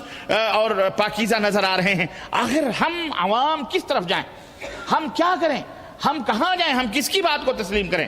عیسیٰ علیہ السلام کے بارے میں ہمارا عقیدہ ہے کہ اللہ تبارک و تعالیٰ نے انہیں آسمان پہ زندہ اٹھا لیا، لیکن اسی دنیا کے اندر ایک فرقہ، ایک گروہ اپنے آپ کو نبی کائنات صلی اللہ علیہ وسلم کی طرف ان کے نام کا سہارا لے کر کے ان کی طرف اپنے آپ کو منسوب کرتے ہوئے اپنے آپ کو احمد جو نبی صلی اللہ علیہ وسلم کا نام ہے، محمد جو نبی صلی اللہ علیہ وسلم کا نام ہے، ان کی طرح منسوب کر کے اپنے آپ کو احمدی کہتا ہے، لیکن اس کا عقیدہ یہ ہے، قرآن سے ثابت کرنے کی کوشش کر رہا ہے، احادیث سے ثابت کرنے کی کوشش کر رہا ہے، وہ بھی کہتا ہے میں بھی رسول اللہ صلی اللہ علیہ وسلم کو رسول اللہ مانتا ہوں، میں بھی محمد صلی اللہ علیہ وسلم کو نبی مانتا ہوں، اس کے باوجود بھی وہ اپنے بنائے ہوئے نبیوں کو تسلیم کرتے ہیں، وہ خود کے گڑھے ہوئے کسی نبی کو، قادیان میں پیدا ہونے والے کسی شخص کو، اس کو نبی کہتے ہیں، اپنے آپ کو احمدی کہتے ہیں۔ لوگ اس نام سے دھوکہ کھا جائیں گے، یہ تو محمدی، احمدی، یہ تو جناب علی، یہ تو نبی کریم صلی اللہ علیہ وسلم کے لوگ۔ اب ایسے فتنے ٹیلی ویژنوں کے اوپر باقاعدے مناظرے ہوتے ہیں، باقاعدے بحثیں ہوتی ہیں، باقاعدے ان لوگوں کو گمراہ کیا جاتا ہے،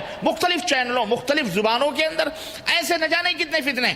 نبی کائنات صلی اللہ علیہ وسلم نے بہت ساری باتیں جو احادیث صحیحہ کے اندر موجود ہیں، آج انہی کو الٹ کر کے انہی کے خلاف بات کرنے والے اپنے آپ کو امن و سلامتی کا پیغمبر سمجھتے ہیں، اور جو لوگ ان کیا اللہ اور اس کے رسول کی باتوں کو لے کے چلتے ہیں، انہیں امن و سلامتی کا جو ہے ڈاکو سمجھانے کی کوشش کی جاتی ہے۔ ایسے فتنوں کے دور میں جہاں ہماری نمازیں محفوظ رہیں، ہماری عبادتیں محفوظ رہیں، ہمارے عقائد محفوظ رہیں، ارے دنیا ہے، یہ دنیا تو چند دن کی ہے، چلی جائے گی، ختم ہو جائے گی، ایک نہ ایک دن تو کسی کو مرنا ہے، لیکن مرنے کے بعد جہاں ہمیں ہمیشہ رہنا ہے، جہاں صرف دو ہی زندگی ہے، یا تو جنت کی زندگی اور یا تو جہنم کی زندگی، اور دو ہی مرحلے ہیں، یا تو جنت یا جہنم، اور دو ہی چیزیں، یا تو سکھ ہی سکھ، آشائش ہی آشائش ہے، اور یا تو دکھ ہی دکھ، تکلیف ہی تکلیف ہے۔ جہاں جہنم ہے وہاں آگ ہی آگ ہے، جو جنت ہے وہاں بہاریں ہی بہاریں ہیں، دو ہی مرحلے ہیں، اور جہاں ایک دن نہیں، 2 دن نہیں، 4 دن، سال، 2 سال، 1000 برس نہیں، ہزار برس، ہمیشہ کے لیے جہاں رہنا ہے، جس زندگی کو بنانے کے لیے اللہ تبارک و تعالیٰ نے ہمیں یہ زندگی عطا فرمائی ہے، ہمیں اس زندگی کی فکر کرنی چاہیے۔ یہ زندگی تو چند دن کی ہے، گزر جائے گی، سوکھی روٹی کھا کے بھی، چٹنی روٹی کھا کے بھی گزر جائے گی، گوشت روٹی جو کھاتے ہیں، محلوں قصروں میں رہتے ہیں، ان کی بھی زندگی ہے، اور جو جھوپڑیوں میں، فٹ پاتھوں پہ زندگی گزارتے ہیں، ان کی بھی زندگی ہے، گزرنے والوں کی سب کی گزر جاتی ہے، بادشاہ کی گزرتی ہے، اور امیر اور غریب سب کی گزر جاتی ہے، لیکن میرے عزیزو وہ زندگی جو اللہ رب العزت نے بنائی ہے، یا تو جہنم کی یا تو جنت کی، اور اللہ نے ہمیں حکم دیا ہے کہ جنت میں جانے کے لیے یہاں جد و جہد کرو، کوشش کرو۔ اللہ کے رسول صلی اللہ علیہ وسلم نے ہماری رشد و ہدایت اور تعلیم و تعلم اور ہماری تطہیر کے لیے اپنے نبی حضرت محمد الرسول اللہ صلی اللہ علیہ وسلم کو بھیجا ہے، وہاں پر ان کی تعلیمات پر عمل کرتے ہوئے جنت والی زندگی بناؤ۔ میرے عزیزو اس زندگی کی ہمیں فکر کرنی ہے، یہ زندگی اللہ تبارک تعالیٰ تو گزر جائے گی انشاءاللہ تبارک تعالیٰ، ہم جو گفتگو کر رہے ہیں، جو بات کر رہے ہیں، اس زندگی کو بنانے کے لیے، لیکن افسوس کا مقام یہ ہے کہ وہ زندگی بھی ہمارے خطرے میں پڑی ہوئی ہے، اس زندگی کے بارے میں بھی شکوک و شبہات، اس زندگی کے بنانے کے لیے جو راستے متعین کیے ہیں اللہ اور اس کے رسول نے، اس کے اندر بھی نہ جانے کتنے ہیر پیش اور نہ جانے کتنے ٹیڑھی میڑھی لکیریں لوگوں نے کھینچ رکھی ہیں اور بنا رکھی ہیں۔ کوئی کہتا ہے یہ راستہ جنت کی طرف جا رہا ہے، کوئی کہتا ہے یہ راستہ جنت کی طرف جا رہا ہے، کوئی کہتا ہے یہ راستہ جنت کی طرف جا رہا ہے۔ یہ فتنہ ہے۔ کوئی جناب علی، کوئی نہ جانے کسی نے کسی کو اپنا امام بنایا ہوا ہے، کسی نے کسی کو اپنا مرشد بنایا ہوا ہے، کسی نے کسی کو اپنا جنت میں لے جانے والا سہارا بنایا ہوا ہے۔ کوئی مسجدوں کو آباد کر رہا ہے، کوئی درگاہوں کو آباد کر رہا ہے، کوئی مزاروں کو آباد کر رہا ہے، کوئی چبوتروں کے سجدے کر رہا ہے، کوئی اپنے ہاتھوں سے ٹھٹ اور کھپچیاں بنا کر کے رنگ و روغن دے کر کے اسے حضرت حسین کا پتلا یا حضرت حسین کی قبر تصور کر کے اس کے سامنے سجدے کر رہا ہے، اس کے جھاڑو مار رہا ہے، اس کو چوم رہا ہے، اس کے سامنے نظر و نیاز کروا رہا ہے، اس کے سامنے اگربتیاں مٹھائیاں چڑھا رہا ہے، کوئی کچھ یعنی ہر جگہ چاروں طرف دینی فتنوں کے اندر ہم گھرے ہوئے ہیں۔ جہاں دنیاوی فتنے ہمارے پیچھے پڑے ہوئے ہیں، وہاں یہ دینی فتنے بھی ہمارے پیچھے پڑے ہیں۔ محرم الحرام کا مہینہ قریب آ رہا ہے، ذی الحجہ قربانی کا مہینہ قربانی کے ایام ختم ہو گئے، اب یہ ذی الحجہ کا مہینہ آخر ہوتے ہوتے ہمارے ہاں جناب علی ممبر و محراب کے اوپر چیخنے والے گلی اور چوکوں کے اندر اسٹیجیں لگ رہی ہوں گی، اور سجاوٹوں پہ سجاوٹیں، سبیلوں پہ سبیلیں، اور نہ جانے کیا کیا خرافات۔ اسے بھی جو کہتے ہیں یہ مانو تو دین ہے، جنت میں جاؤ گے، جو کہتا ہے یہ نہیں مانو گے تو جنت میں الغرض چاروں طرف ہم فتنوں کے اندر گھرے ہوئے ہیں۔ آپ میں کوئی یہ کہہ سکتا ہے کہ جناب علی آپ بھی فتنہ ہو سکتے ہیں؟ بے شک ہو سکتے ہیں، کوئی بھی فتنہ ہو سکتا ہے، جناب علی آپ بھی ایک مولوی ہیں، آپ بھی ایک عالم ہیں، آپ بھی فتنے کی بات کر سکتے ہیں، بے شک کر سکتے ہیں، لیکن میرے بھائیوں ایک بات میں آپ کو بتلانا چاہ رہا ہوں اور بڑی اہم بات ہے.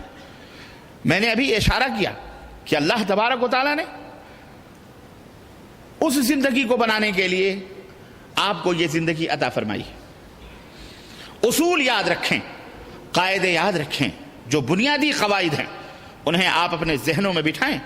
اور ہر آدمی کو ایک بات یاد رکھو، جس طرح ایک ڈرائیور ڈرائیونگ کرتا ہے اور اپنی منزل تک پہنچنا چاہتا ہے، جس طرح ایک ڈرائیور اپنے ٹارگٹ تک پہنچنا چاہتا ہے، جس بستی کی طرف سفر کرتا ہے اس بستی کے راستوں کے بارے میں علم رکھنا اس کے لیے ضروری ہوتا ہے. اگر کسی ڈرائیور کو یا کسی مسافر کو اپنی منزل کا پتہ نہ ہو یا منزل پر پہنچنے کے جو راستے ہیں ان راستوں کا علم نہ ہو تو بتاؤ، اور وہ سفر طے کرنے کا عزم کر چکا ہے اور وہ سفر شروع بھی کر چکا ہے، سفر کر چکا ہے، آپ بتاؤ کہ اس آدمی کو منزل پر پہنچنے کے لیے کیا کیا چیزیں، کیا کیا ریکوائرمنٹ ہونا چاہیے، کیا کیا چیزیں ضروری ہیں. یا تو وہ اپنی منمانی چلا جائے تو اسے تو بھٹک سکتا ہے، گمراہ ہو جائے گا، ہے کہ نہیں، کہیں سے کہیں پہنچ سکتا ہے، وہ اپنی منزل پر کبھی نہیں پہنچ سکتا. یا تو اسے اپنی منزل پر پہنچنے کے جو راستے ہیں اس کا اچھی طرح سے علم ہو. نمبر 2. نمبر 3، اگر اسے علم نہیں ہے تو کم از کم راستے پہ لگے ہوئے نشانات کو پڑھنا جانتا ہو. ایرو جو بنے ہوئے رہتے کہ یہ راستہ بریدہ کی طرف جا رہا ہے، یہ راستہ حائل کی طرف جا رہا ہے، یہ راستہ مکے کی طرف جا رہا ہے، یہ راستہ مدینے کی طرف جا رہا ہے، اس کا اس کو پتا ہو. اگر اس کا بھی اسے پتا نہیں ہے تو پھر اس کے لیے ایک تیسرا آپشن یہ بھی ہے کہ وہ جہاں کہیں موڑ آوے اور اس کی سمجھ میں نہ آئے کہ یہ راستہ کس طرف جا رہا ہے تو وہاں گاڑی روک کر ٹھہر کر کسی جانکار سے تفتیش کر لے، پوچھ لے. کوئی پولیس والا ہے، کوئی عسکری ہے، کوئی جانکار ہے جو وہاں کھڑا ہوا ہے یا نہیں بھی کھڑا ہوا، گزرنے والا گزر رہا ہے، اس کو ٹھہرا کر ہاتھ دے کر کے اسے پوچھ سکتا ہے. یا اس کے پاس موبائلز ہیں، اسے پوچھ سکتا ہے کہ میں اس وقت فلاں جگہ کھڑا ہوا ہوں، یہاں سے 2 راستے یا 3 راستے کٹتے ہیں، مجھے مدینہ کا راستہ پکڑنا ہے، کس طرف جائیں، یہاں کچھ تحریر بھی نہیں ہے بھی تو مجھے پتا نہیں ہے. اگر وہ پوچھنے والا جس سے پوچھا گیا ہے وہ اس کو بھی جگہ کا پتہ نہیں ہے تو اس کا فرض یہ بنتا ہے کہ اس کو کہہ دے بھائی مجھے نہیں معلوم تو کہاں کھڑا ہوا ہے. البتہ یہ ہے کہ جو ادھر سے گزر رہا ہے اس سے پوچھ. تجھے اگر ایک پہ اطمینان نہیں تو دوسرے پہ، تیسرے پہ، 1 سے 4 سے پوچھ کر اپنی منزل کی طرف آگے بڑھ. یہ نہیں کہ تو جس طرف تیرا دل چاہے چلا جا، ہے کہ نہیں. تو یا تو یہ چوتھی چیز. اس کے علاوہ اور کیا ہو سکتا ہے؟ یہ 4 آپشنز ہیں. آدمی یا تو وہ خود جانکار ہو اور یا تو پڑھنا لکھنا جانتا ہو تو لوحات کے حسم سے جانتا ہو اگر اسے راستے کا پتہ نہیں، اور یا تو وہ کسی سے پوچھے، اور یا تو اپنی منمانی جائے گا تو ظاہر ہے کہیں نہ کہیں پھنسے گا اور گمراہ ہو جائے گا. الغرض میرے عزیزو بعین ہی اسی طرح سے جنت کا جو راستہ ہے وہ سیدھا ہے. وَأَنَّ هَذَا صِرَاطِي مُسْتَقِيمًا فَاتَّبِعُوهُ. اللہ نے فرمایا میری سیدھی راہ ہے، اسی راہ کی اتباع اور پیروی کرتے ہوئے میرے طرف چلے آؤ. لیکن اب عوام کی ذمہ داری کیا ہے؟ کیا آپ اللہ رب العزت کے سامنے ہر ایک آدمی اپنے اپنے گریبان میں منہ ڈال کر کے سوچے، ہر ایک آدمی اپنے دل کے اوپر ہاتھ رکھ کر کے سوچے کہ اگر وہ گمراہ ہو گیا، اگر وہ جہنم میں جگ گیا تو کیا اللہ کے سامنے میدان محشر میں یہ کہہ کر کے بچ سکتا ہے کہ اللہ مجھے پتہ نہیں تھا، مجھے علم نہیں تھا، مجھے جانکاری نہیں تھی؟ کیا یہ کہہ کر کے اللہ کے سامنے بچ سکتا ہے اے اللہ کون سا کفر تھا، کون سا اسلام تھا، کون سا شرک تھا، کون سا بدعت تھا، کون سا عقیدہ صحیح تھا، کون سا عقیدہ غلط تھا، کون سا عقیدہ باطل تھا، کون سا عقیدہ حق تھا، مجھے کچھ پتہ نہیں تھا اے اللہ میں تو بس چلا آیا مر گیا میں نے؟ کیا یہ کہہ کر کے وہ قیامت کے دن بچ جائے گا؟ بولو اللہ اکبر، اللہ اکبر. یہ کہہ کر کے کوئی نہیں بچ سکتا ہے. بے نمازی بدعقیدہ تو چھوڑیے، بے نمازی جب اللہ کے سامنے حاضر کیے جائیں گے، بے نمازی جب اللہ کے سامنے حاضر کیے جائیں گے، جب جہنم کی طرف اللہ انہیں حکم دے گا کہ جہنم میں ان کو گھسیٹتے ہوئے لے جاؤ، تو داروغ جہنم پوچھے گا الم یاتکم نذیر، یہ بتاؤ جہنم میں جا رہے ہو، ڈھکیلے جا رہے ہو، کیا تمہارے پاس کوئی اللہ کا بندہ ڈرانے والا نہیں ہے؟ اللہ کا بندہ کوئی سمجھانے والا نہیں ہے؟ قالوا بلا قد جاءنا نذیر، تو کہیں گے ہاں آیا تو تھا، فکذبنا، ہم نے جھٹلا دیا. ہم نے کیا کر دیا؟ یہ ان لوگوں کی بات ہے جو سنتے ہیں اور مانتے نہیں ہیں، جھٹلا دیتے ہیں. اس طرح سے ان کو جہنم میں ڈھکیل دیا جائے۔ میرے بھائیوں، اللہ کے سامنے کھڑے ہو کر کے کوئی عذر آپ کا قابل قبول نہیں ہو سکتا ہے۔ کیوں؟ کیونکہ اللہ تبارک و تعالیٰ نے آپ کو پیدا فرمایا، بیکار نہیں چھوڑا، پیدا فرمایا ایسے ہی پاگل نہیں بنایا، پیدا فرمایا ایسا نہیں کہ آپ کو سوجھ بوجھ نہ دی، پیدا فرمایا ایسا نہیں کہ آپ کو کوئی طاقت و قوت نہ دی، کوئی اختیار نہ دیا۔ اللہ نے پیدا فرمایا تو دونوں راستے اللہ نے آپ کے سامنے رکھے، ایک ہدایت کا راستہ اور ایک گمراہی کا راستہ، ایک شر کا راستہ، ایک خیر کا راستہ، ایک جنت کا راستہ، ایک جہنم کا راستہ۔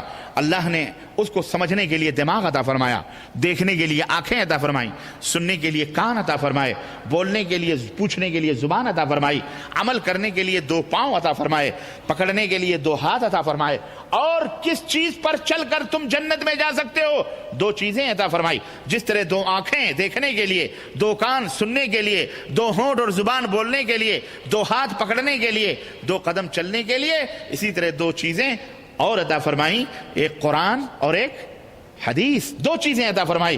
ترکت فیکم امرین لن تضلوا ما تمسکتم بہما کتاب اللہ و سنتی۔ اے میری امت کے لوگوں، میں 2 چیزیں تمہارے درمیان چھوڑ کے جا رہا ہوں، جب تک تم ان دونوں چیزوں کو مضبوطی سے پکڑے رہو گے کبھی بھی گمراہ نہیں ہو سکتے۔ ایک کتاب اللہ اور دوسرے سنت رسول اللہ صلی اللہ علیہ وسلم ہے، قرآن اور صحیح حدیث، اور اس پر عمل کرنے کے لیے اللہ تبارک و تعالیٰ نے، میں نے بتایا کہ قرآن سمجھنے کے لیے دماغ، بولنے کے لیے زبان، دیکھنے کے لیے آنکھیں، پکڑنے کے لیے ہاتھ، چلنے کے لیے 2 قدم اللہ نے عطا فرمائے۔ تو اللہ تبارک و تعالیٰ نے اس قرآن کو سمجھانے کے لیے معلم کائنات، معلم اول حضرت محمد الرسول اللہ صلی اللہ علیہ وسلم کو مبعوث فرمایا، تاکہ لوگ اپنے دماغوں سے اپنی مرضی کے مطابق میرے راستوں کی تعیین نہ کریں۔ اے محمد صلی اللہ علیہ وسلم، جاؤ اور آپ انہیں ہماری طرف آنے کا راستہ سمجھاؤ، انہیں بتلاؤ، اپنے دماغوں، اپنے مزاجوں سے وہ کوئی فیصلہ نہ کریں، ورنہ دماغیں مختلف ہو سکتی ہیں،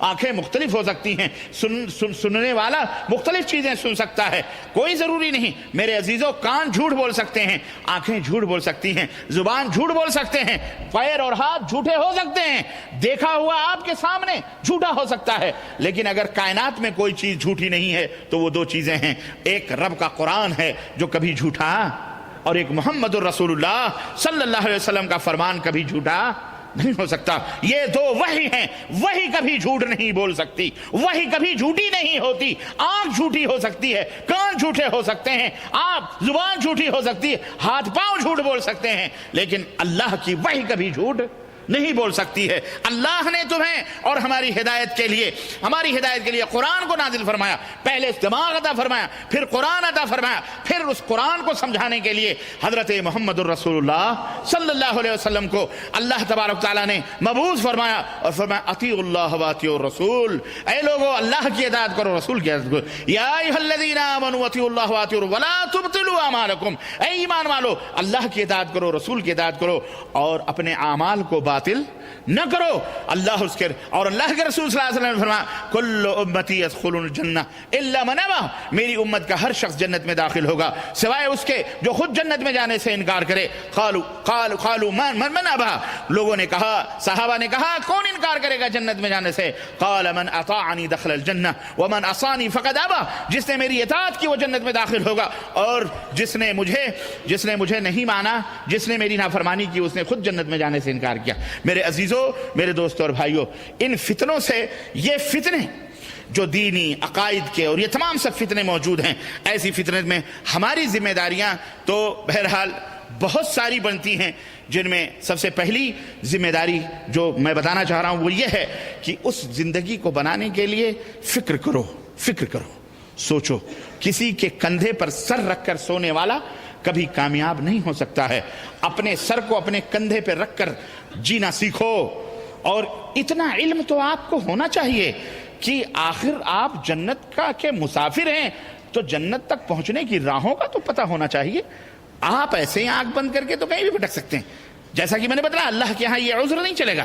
تو سب سے پہلے آپ کے لیے ضروری ہے کہ آپ اتنا علم تو حاصل کرو کہ حق کیا ہے، باطل کیا ہے، خیر کیا ہے، شر کیا ہے، اچھے اور برے کی تمیز آپ کو ہو سکے، اتنا علم آپ کو حاصل ہونا چاہیے۔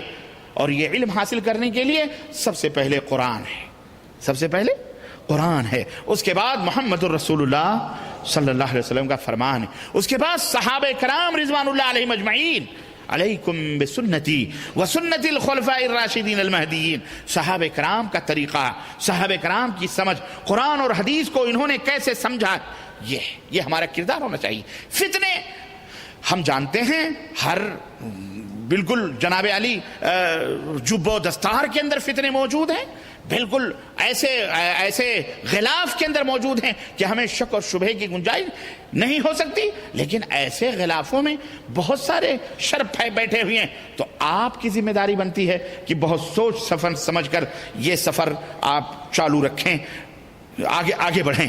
اس کے لیے اور بھی کیا کیا ضروری لوازمات ہیں وہ میں انشاءاللہ تبارک و تعالی اگلے ہفتے میں، وقت کی نزاکت کو محسوس کرتے ہوئے، ٹالتے ہوئے، میں اگلے ہفتے میں اور کیا کیا ذمہ داریاں ہیں، یہ تو میں نے پہلی ذمہ داری کی، یہ ضروری ہے کہ آپ اتنا علم ضرور حاصل کرو کہ آپ اپنی آخرت کو میں جنت کیسے پا سکتے ہو، اتنا علم آپ کے لیے ہونا ضروری ہے۔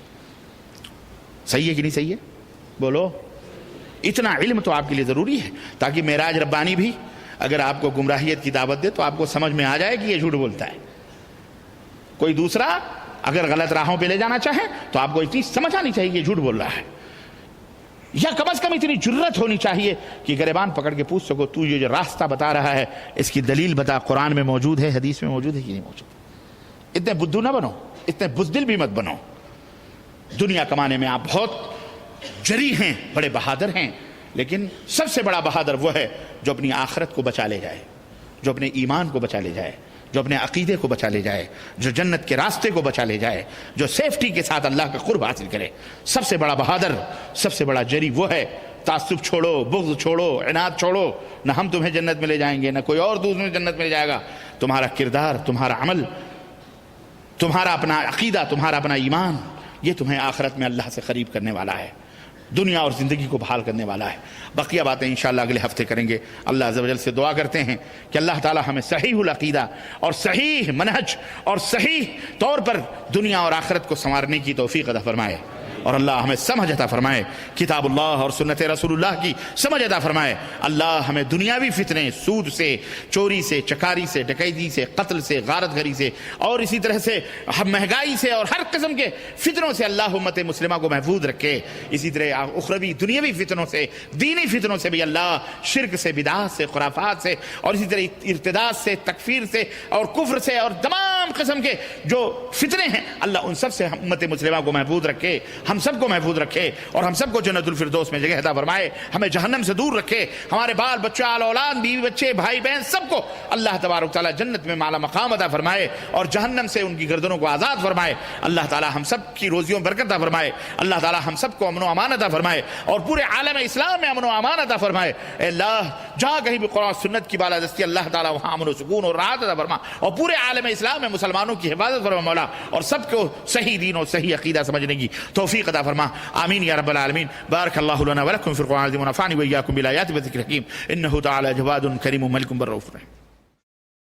ان الحمد لله نحمده ونستعينه ونستغفره ونؤمن به ونتوكل عليه ونعوذ بالله من شرور أنفسنا ومن سيئات أعمالنا، من يهده الله فلا مضل له ومن يضلل فلا هادي له، وأشهد أن لا إله إلا الله وأشهد أن محمدًا عبده ورسوله، أما بعد فإن خير الحديث كتاب الله، وخير الهدي هدي محمد صلى الله عليه وسلم، وشر الأمور محدثاتها، وكل محدثة بدعة، وكل بدعة ضلالة، وكل ضلالة في النار۔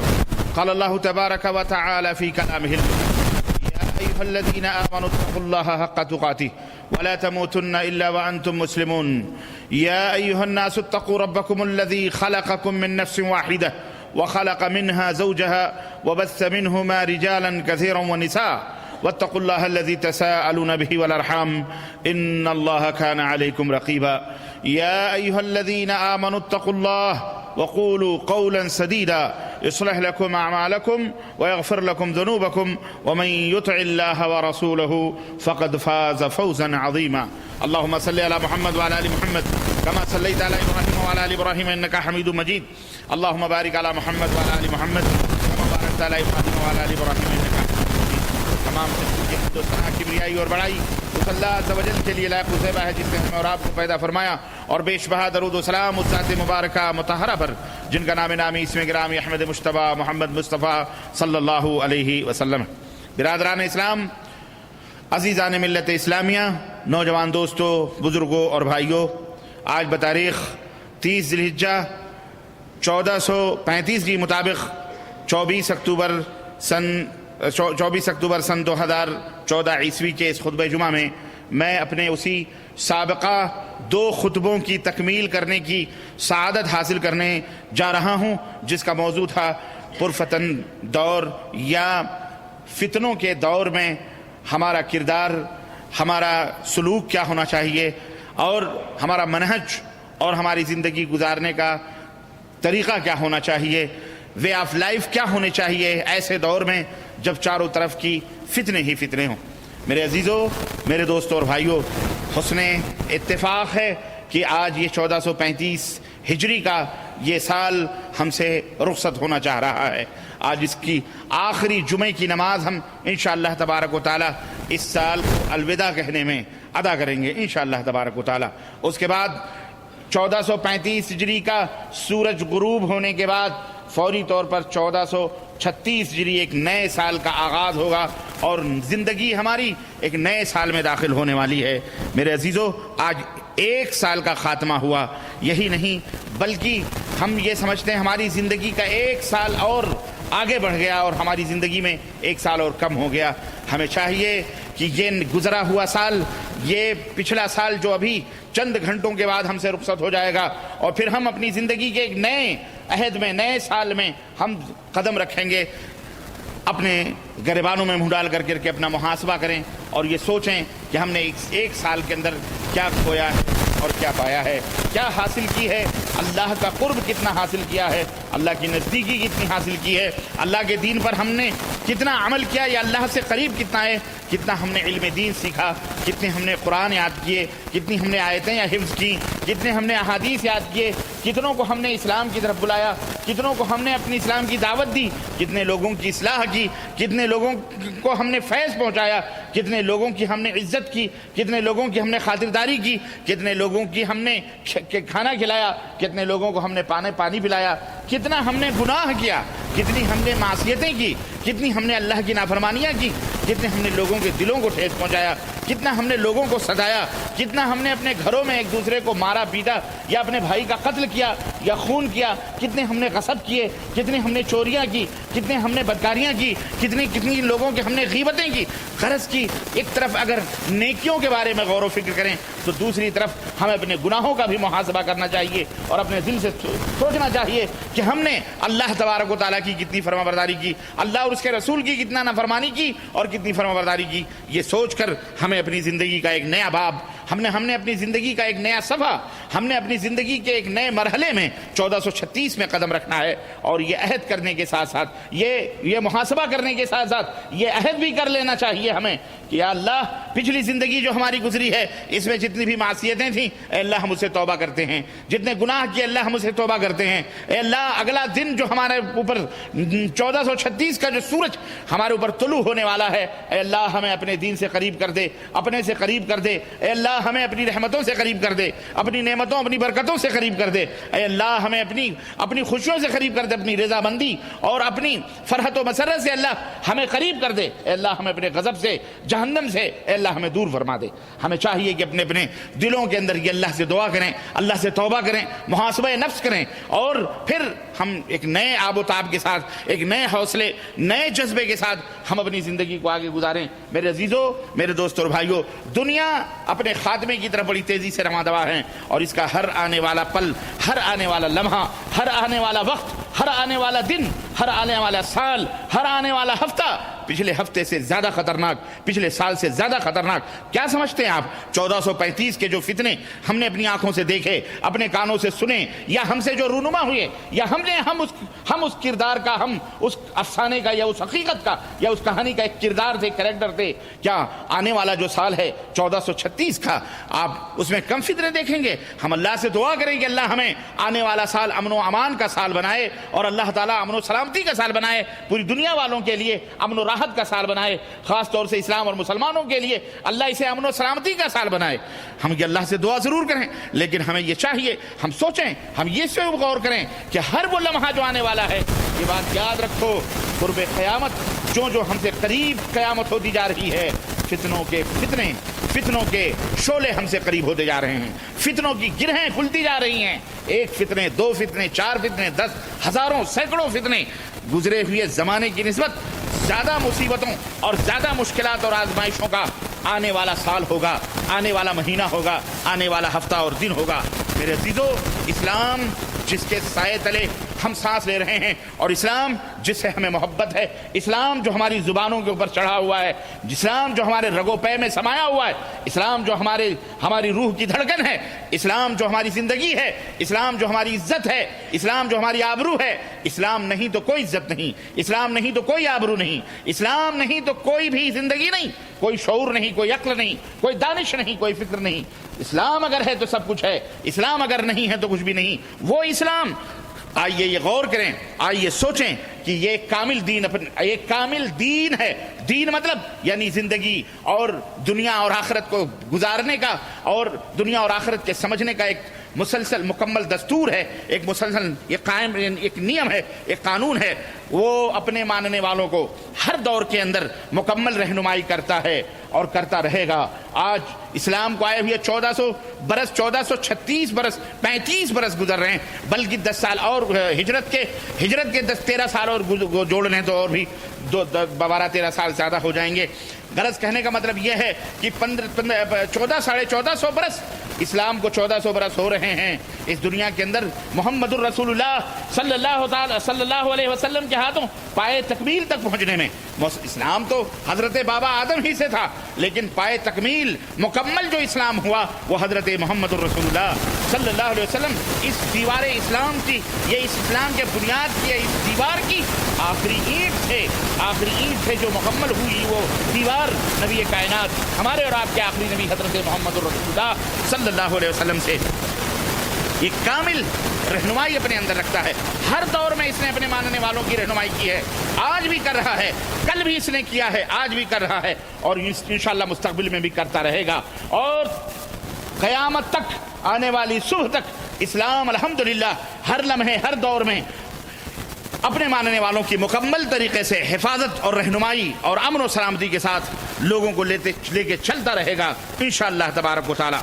आइए ये देखते हैं कि इसने अपने मानने वालों को ऐसे फितनों के दौर में क्या रहनुमाइयाँ की हैं, और इस बारे में अल्लाह और उसके रसूल के क्या पैगामात हैं, और फिर हमें इन फितनों और मुसीबतों के बारे में जो हमने पिछले 2 खुतबों में आपके सामने बयान किए हैं, उन्हें पलटने की ज़रूरत नहीं है।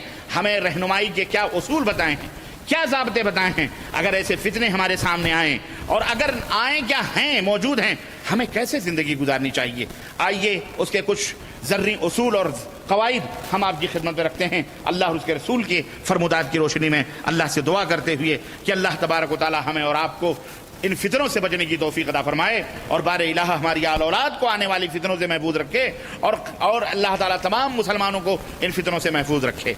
इस बारे में रसूल अकरम सल्लल्लाहु अलैहि वसल्लम ने मुसलमानों को पहले ही से खबरदार फरमा दिया कि कुर्ब क़यामत में आने वाले फितने इतने शदीद और इतने खुशनुमा होंगे, शदीद होंगे और हसीन भी होंगे, खुशनुमा होंगे, कि रसूलुल्लाह सल्लल्लाहु अलैहि वसल्लम ने यहाँ तक फरमा दिया कि जो भी इन फितनों में झांकेगा, दाखिल नहीं, दाखिल या जाना तो बड़ी दूर की बात रही, सिर्फ इन फितनों में झांकेगा, अल्लाह के नबी फरमाते हैं वो फितना उन्हें भी अपने अंदर खींच लेगा, वो फितना उन्हें अपने अंदर खींच लेगा। यह हदीस सहीह मुस्लिम के अंदर है।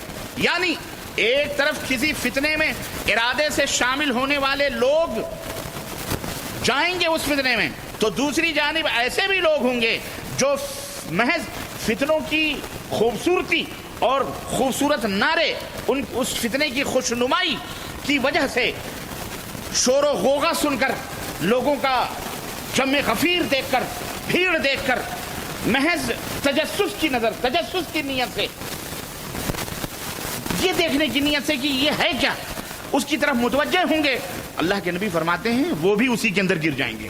لا الہ الا اللہ محمد رسول اللہ. اتنا شدید فتنہ ہوگا، داخل ہونا، ارادہ کرنا، وہاں جانا تو بڑی دور کی بات رہی، صرف جھانکے گا اگر وہ، تو وہ فتنے اسے اپنے اندر کھینچ لیں گے. اللہ ہمیں فتنوں سے محفوظ رکھے. اور جو بھی فتنوں کی تاب نہ لا سکا اور اس کا شکار ہو گیا، تو یہ سمجھ لو یقیناً وہ ان فتنوں کے ہاتھوں اپنی دنیا بھی برباد کر لیا اس نے، اور آخرت کی بھی تباہی کا سامان وہ کر چکا. فتنے اتنے شدید ہوں گے، یا دھیرے دھیرے فتنے اتنے شدید سے شدید تر ہوتے جائیں گے کہ ان میں غیر جانبدار رہنا یا ان فتنوں سے بچ جانے کا کوئی راستہ انسان کو سجائی نہیں دے گا. نہیں سمجھ میں آئے گا کہ اب ہم کیا کریں، کون سے راستے پہ جائیں. ایسے فتنے ہوں گے، اندھے، بالکل دھندلا پن، اندھیرا چھایا ہوا، نظر ہی نہ آئے گا کیا کریں. ایسے فتنے آئیں گے. ایک طرف جان کا فتنہ، حرج، باہمی قتل و غارت گری، بغاوتوں کی شکل میں ہوگی، تو دوسری جانب مال کا فتنہ، غصب، چوری، چھینا جھپٹی، ایک دوسرے کے مال کو ہڑپ کرنا، ستا کر، دبا کر، ظلم، زیادتی کی صورت میں. ایک جانب بے حیائی کے فتنے کی تباہ کاریاں، تو دوسری طرف سود اور ربا کے دھوئیں، ان سے متاثر معاشرہ. جس طرف دیکھو سود، جس طرف دیکھو ربا، جس طرف دیکھو غریبوں کا خون چوس کر کے کھانے والے، نوٹ کمانے، پیسے کیسے بھی حاصل ہوں. فتنے تو اتنے زیادہ ہیں میرے عزیزوں کہ ہر آنے والے دن کے ساتھ ہزاروں نئے نئے فتنے جنم لے رہے ہیں، جن کا احاطہ کرنا اور جن کو مکمل طور پہ بیان کرنا یہ بہرحال ممکن نہیں ہے. مگر کیا اسلام ہمیں فتنوں کے دور میں ان خطرناک فتنوں سے بچنے، ان سے پرہیز کرنے، ان سے دور رہنے اور اپنی دنیا اور آخرت کو محفوظ بنانے کے بارے میں ہمیں کوئی رہنمائی کرتا ہے، ہمیں کوئی رہنمائی دیتا ہے؟ ہاں، جی ہاں، اسلام کا یہ وصف ہے، اسلام کی یہ خوبی ہے کہ وہ اپنے پیروکاروں کی مکمل زندگی میں ایک رہنما کی حیثیت رکھتا ہے، مکمل زندگی میں ایک رہنما کی حیثیت رکھتا ہے. آئیے اب ہم یہاں صرف ایسے چند کاموں اور امور کا جائزہ لیتے ہیں کہ جن کا فتنوں کے دور میں اسلام ایک مسلمان سے تقاضا کرتا ہے، اور جن پر عمل پیرا ہو کر، جن کو اپنا کر، جن کے اوپر چل کر مسلمان فتنوں سے دنیا اور آخرت کو اپنی بچا سکتا ہے، محفوظ رہ سکتا ہے. پرفتن دور میں کام کرنے کے کچھ انداز اور کچھ طریقے بدل جاتے ہیں. کیا کام ہیں؟ چند کاموں کا میں تذکرہ کرتا ہوں جو قرب قیامت فتنوں میں، یہ جو قریب ہے قیامت، ان میں بچنے سے، اس میں پڑھنے سے آپ بچ سکتے ہیں. نمبر 1، کوئی بھی فتنہ، میں نے بتایا ہے فتنے دو طرح کے، دنیاوی بھی اور اخروی بھی. فتنے آزمائش کے بھی معنی میں ہیں اور فساد اور تباہی اور بربادی کے بھی معنی میں ہیں. فتنہ ہے، کوئی بھی ہو، کیسا بھی ہو، ڈھکا چھپا ہو یا کھلا ہوا. کوئی بھی فتنہ آپ کے سامنے آتا ہے جو قرآن و سنت کے خلاف ہے، ظاہر ہے قرآن و سنت کے خلاف ہی چیزوں کو کیا کہا جاتا ہے؟ بولو. جو چیزیں قرآن و سنت کے خلاف ہیں وہی کیا ہیں؟ فتنہ. جب یہ فتنے ظاہر ہونے لگے، حالات بدلنے لگے اور آدمی کی سمجھ میں آئے کہ یہ فتنہ ہے، تو ایسے حالات میں نرمی، بردباری اور دانش مندی اختیار کرنی چاہیے. اس سے کام لینا چاہیے، جلد بازی نہیں کرنی چاہیے. چاہے وہ کتنا حسین کیوں نہ ہو فتنہ، کتنا خوبصورت کیوں نہ ہو، آپ کے فائدے، آپ کی دنیا اور آخرت کے بنانے کے اس کے اندر دعوے ہوں، حسین اور خوشنما نعرے ہوں، اس میں داخل ہونے سے فوری طور پر بچنا چاہیے، نرمی اختیار کرنی چاہیے اور بردباری، حلم اور دانشمندی اور عقل مندی سے کام لینا چاہیے، جلد بازی نہیں کرنی چاہیے. نرمی کیوں؟ نرمی اس بنیاد پر کہ نرمی کسی بھی چیز میں ایسی چیز ہے کہ جس میں پائی جائے گی اس کو عمدہ بنا دیتی ہے، بہترین بنا دیتی ہے، اور نرمی جن چیزوں سے نکال لی جائے ان چیزوں کو وہ عیبدار بنا دیتی ہے۔ سارے کاموں میں کوئی بھی کام ہو، چھوٹے سے چھوٹا کام ہو، بڑے سے بڑا کام ہو، نرمی سے کام لیں، شفقت سے کام لیں، مہربانی سے کام لیں، رحم دلی سے لوگوں سے پیش آئیں، اور غصہ والے نہ بنیں، غصوں سے پرہیز کریں، اور دانائی سے بھی کام لینا چاہیے، جہاں نرمی وہیں دانائی، عقل مندی۔ کیوں؟ اس لیے کہ آپ صلی اللہ علیہ وسلم نے قبیلے عبد القیس کے اشجع نامی آدمی سے جب وہ آئے تھے آپ صلی اللہ علیہ وسلم کی زیارت کے لیے، کچھ تعلیم حاصل کرنے کے لیے، تو اللہ کے نبی صلی اللہ علیہ وسلم نے اس شخص سے جس کا نام اشجع تھا ان سے یہ فرمایا تھا کہ تمہارے اندر 2 خصلتیں ایسی ہیں جنہیں اللہ اور اس کے رسول بہت پسند کرتے ہیں، 2 عادتیں تمہارے اندر ایسی ہیں کہ جنہیں اللہ اور اس کے رسول بہت پسند کرتے ہیں۔ انہوں نے کہا اللہ کے نبی وہ خصلتیں کیا ہیں؟ تو فرمایا کہ ایک بردباری ہے اور حلم ہے، اور دوسرے دانش مندی اور عقل مندی ہے۔ تو دانش مندی اور دانائی، بردباری، یہ عمدہ خصلت ہے۔ فتنوں کے لمحات اور بدلتے حالات کے وقت بردباری اختیار کرنا، حلم اختیار کرنا، یہ قابل ستائش ہے، کیونکہ بردباری کے ذریعے ہر چیز کی اصلیت اور حقیقت تک پہنچا جا سکتا ہے۔ سختی، غصہ، اس سے حقیقت نہیں ظاہر ہوتی، نرمی سے، پیار سے آپ کسی بھی حقیقت اور اصلیت تک پہنچ سکتے ہیں۔ تو یہ نمبر 1، یہ اختیار کریں فتنوں کے دور میں۔ نمبر 2، غور و فکر کے بعد ہی کسی بات پر حکم لگائیں۔ کوئی مسئلہ آپ کے سامنے آیا، کوئی منظر آپ کے سامنے آیا، کوئی چیز آپ کے سامنے آئی جو آپ کو بہت ہی خطرناک لگ رہی ہے، فوری طور پر آپ اس کے اوپر فتوے نہ لگائیں، فوری طور پر آپ اس کے اوپر حکم جاری نہ کریں، فوری طور پر آپ اتاولے نہ بن جائیں، فوری طور پر آپ جذباتی نہ بن جائیں، نہ، نہایت ہی غور و فکر کے بعد کسی چیز کے اوپر فیصلہ کریں اور کسی چیز کے اوپر حکم لگائیں۔ فتنوں کے ظہور اور حالات کے بدلتے وقت بغیر سوچے سمجھے آپ کسی چیز کے بارے میں حکم نہ لگائیں۔ اس قاعدے پر عمل کرتے ہوئے، قاعدہ کیا ہے کہ کسی چیز پر حکم لگانا اس پر غور و فکر کرنے کے بعد ہوا کرتا ہے۔ ایسے نہیں کہ آپ نے کوئی چیز دیکھی، کسی نے کسی کو تھپڑ مار دیا تو آپ نے حکم لگا دیا، کسی کو آپ نے کسی کے ساتھ گھومتے دیکھا آپ نے کہہ دیا بھائی یہ زناکار ہے، کسی کو آپ نے کچھ پیسے کسی کو دیتے ہوئے دیکھ لیا آپ نے جلد بازی کر دی یہ بڑا آفیسر ہے، یہ چھوٹا وہ رشوت دے رہا ہے۔ کوئی ضروری نہیں کہ ایک آدمی اگر آفیسر ہے کسی غریب آدمی سے پیسے لے رہا ہے تو وہ یہ سمجھے کہ آپ فوٹو کھینچ کے آپ جو ہے یوٹیوب پہ ڈال دیں، فیس بک پہ دیکھو یہ آفیسر اسے رشوت لے رہا ہے۔ ہو سکتا ہے وہ اس کو قرض دے رہا ہو سکتا ہے وہ اس نے مانگا ہو، غریب آدمی کو پیسے دے رہا ہو سکتا ہے وہ آفیسر نے اس کو قرض دیا ہو، اب وہ ادھار دے رہا، ممکن بہت ساری چیزیں ہو سکتی۔ آپ فوری طور پر نیتوں پہ حملہ نہ کریں، آپ فوری طور پر اس کے اوپر حکم نہ لگائیں بلکہ غور و فکر کریں۔ اللہ تبارک و تعالیٰ نے قرآن کریم کے اندر سورہ اسراء آیت نمبر 63 کے اندر ارشاد فرمایا وَلَا تَخْفُ مَا لَيْسَ لَكَ بِهِ عِلْمٌ وَلَا تَخْفُ مَا لَيْسَ لَكَ بِهِ عِلْمٌ، جس بات کی تمہیں خبر نہ ہو اس بات کے پیچھے نہ پڑو، جس بات کا علم نہیں ہے اس بات کے پیچھے نہیں پڑنا چاہیے۔ اور یعنی ایسا معاملہ جس کو آپ نہیں جانتے، جس کا پاس و خیال نہ ہو اور نہ ہی آپ کے پاس اس بارے میں کوئی صحیح نالج اور صحیح علم ہو، ثبوت نہ ہی آپ کے پاس صحیح ثبوت موجود ہو، تو ایسے سلسلے میں بات کرنے سے بچیں۔ بھلے اس میں آپ لیڈر رہیں بنیں، لیکن آپ حکم لگانے سے بچنے کی کوشش۔ آج کل تو حالت یہ ہے کہ ذرا سا کہیں کوئی زبان پھسل گئی، بولتے بولتے حالانکہ آدمی کی وہ طبیعت نہیں ہے، آدمی کا منہج نہیں ہے وہ، لیکن کہیں زیر زبر کی غلطی ہو گئی، کافر ہو گیا، وہ جو فلانا کافر ہو گیا، اس نے یہاں زیر کے بجائے زبر پڑھ دیا، زبر کے بجائے کیا پڑھ دیا؟ زیر پڑھ دیا۔ اللہ کے بندے اس بندے سے پوچھو کہ تیری نیت کیا ہے؟ واقعی جہاں زبر ہے تو جان بوجھ کے زیر پڑھ رہا ہے، یا واقعی جہاں زیر ہے تو جان بوجھ کر کے زبر پڑھ رہا ہے؟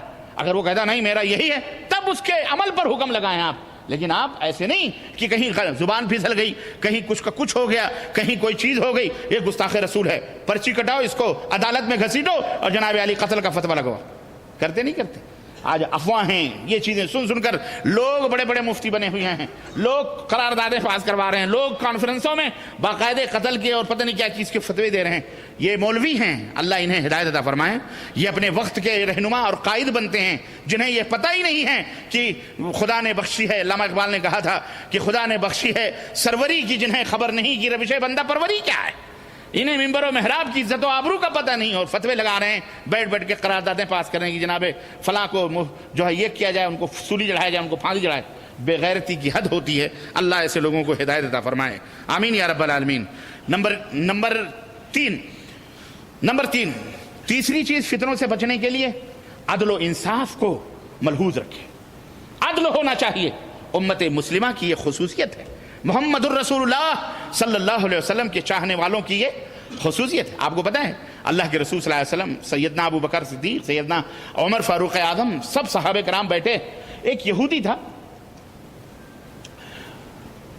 آپ کو معلوم ہونا چاہیے 3 یہودی اللہ کے نبی کے دور میں مسلمان ہوئے ہیں، بہت کم یہودی مسلمان ہوئے، اللہ کے نبی کی خواہش تھی 10 ہو جاتے، لیکن 3 یہودی بالخصوص مسلمان ہوئے۔ ایک یہودی تھا، ایک دفعہ کوئی موقع ہے، غریب لوگ آئے، اللہ کے نبی نے فرمایا ہے کوئی ان کی مدد کرنے والا؟ ایک یہودی تھا، اس نے کہا موقع اچھا ہے، یہ مسلمان تو بیٹھے ہوئے جو ہیں یہ تو غریب ہیں، میں اس کی مدد کر کے محمد کے اوپر ایک احسان کر سکتا ہوں۔ ہمیشہ ان کی یہ کوشش رہتی تھی کہ نبی صلی اللہ علیہ وسلم کو نیچے دکھانا، موقع سے ملے ان کو ستانا۔ چنانچہ اس نے کہا کہ اگر آپ اجازت دیں تو میں ان کو دے دیتا۔ اللہ کے نبی نے دیکھا یہودی، کوئی بات نہیں، دے دو بھائی، یہ قرض ہمارے اوپر رہے گا، ٹائم وقت دن مقرر ہو گیا کہ فلانے ٹائم یہ قرض تم کو ادا کر دیا جائے گا۔ ابھی وہ دے دیا، بہرحال وہ کام ہو گیا۔ کچھ دن گزرے تھے، ابھی 1 مہینہ یا کچھ دن مہینے کے ختم ہونے میں باقی تھا۔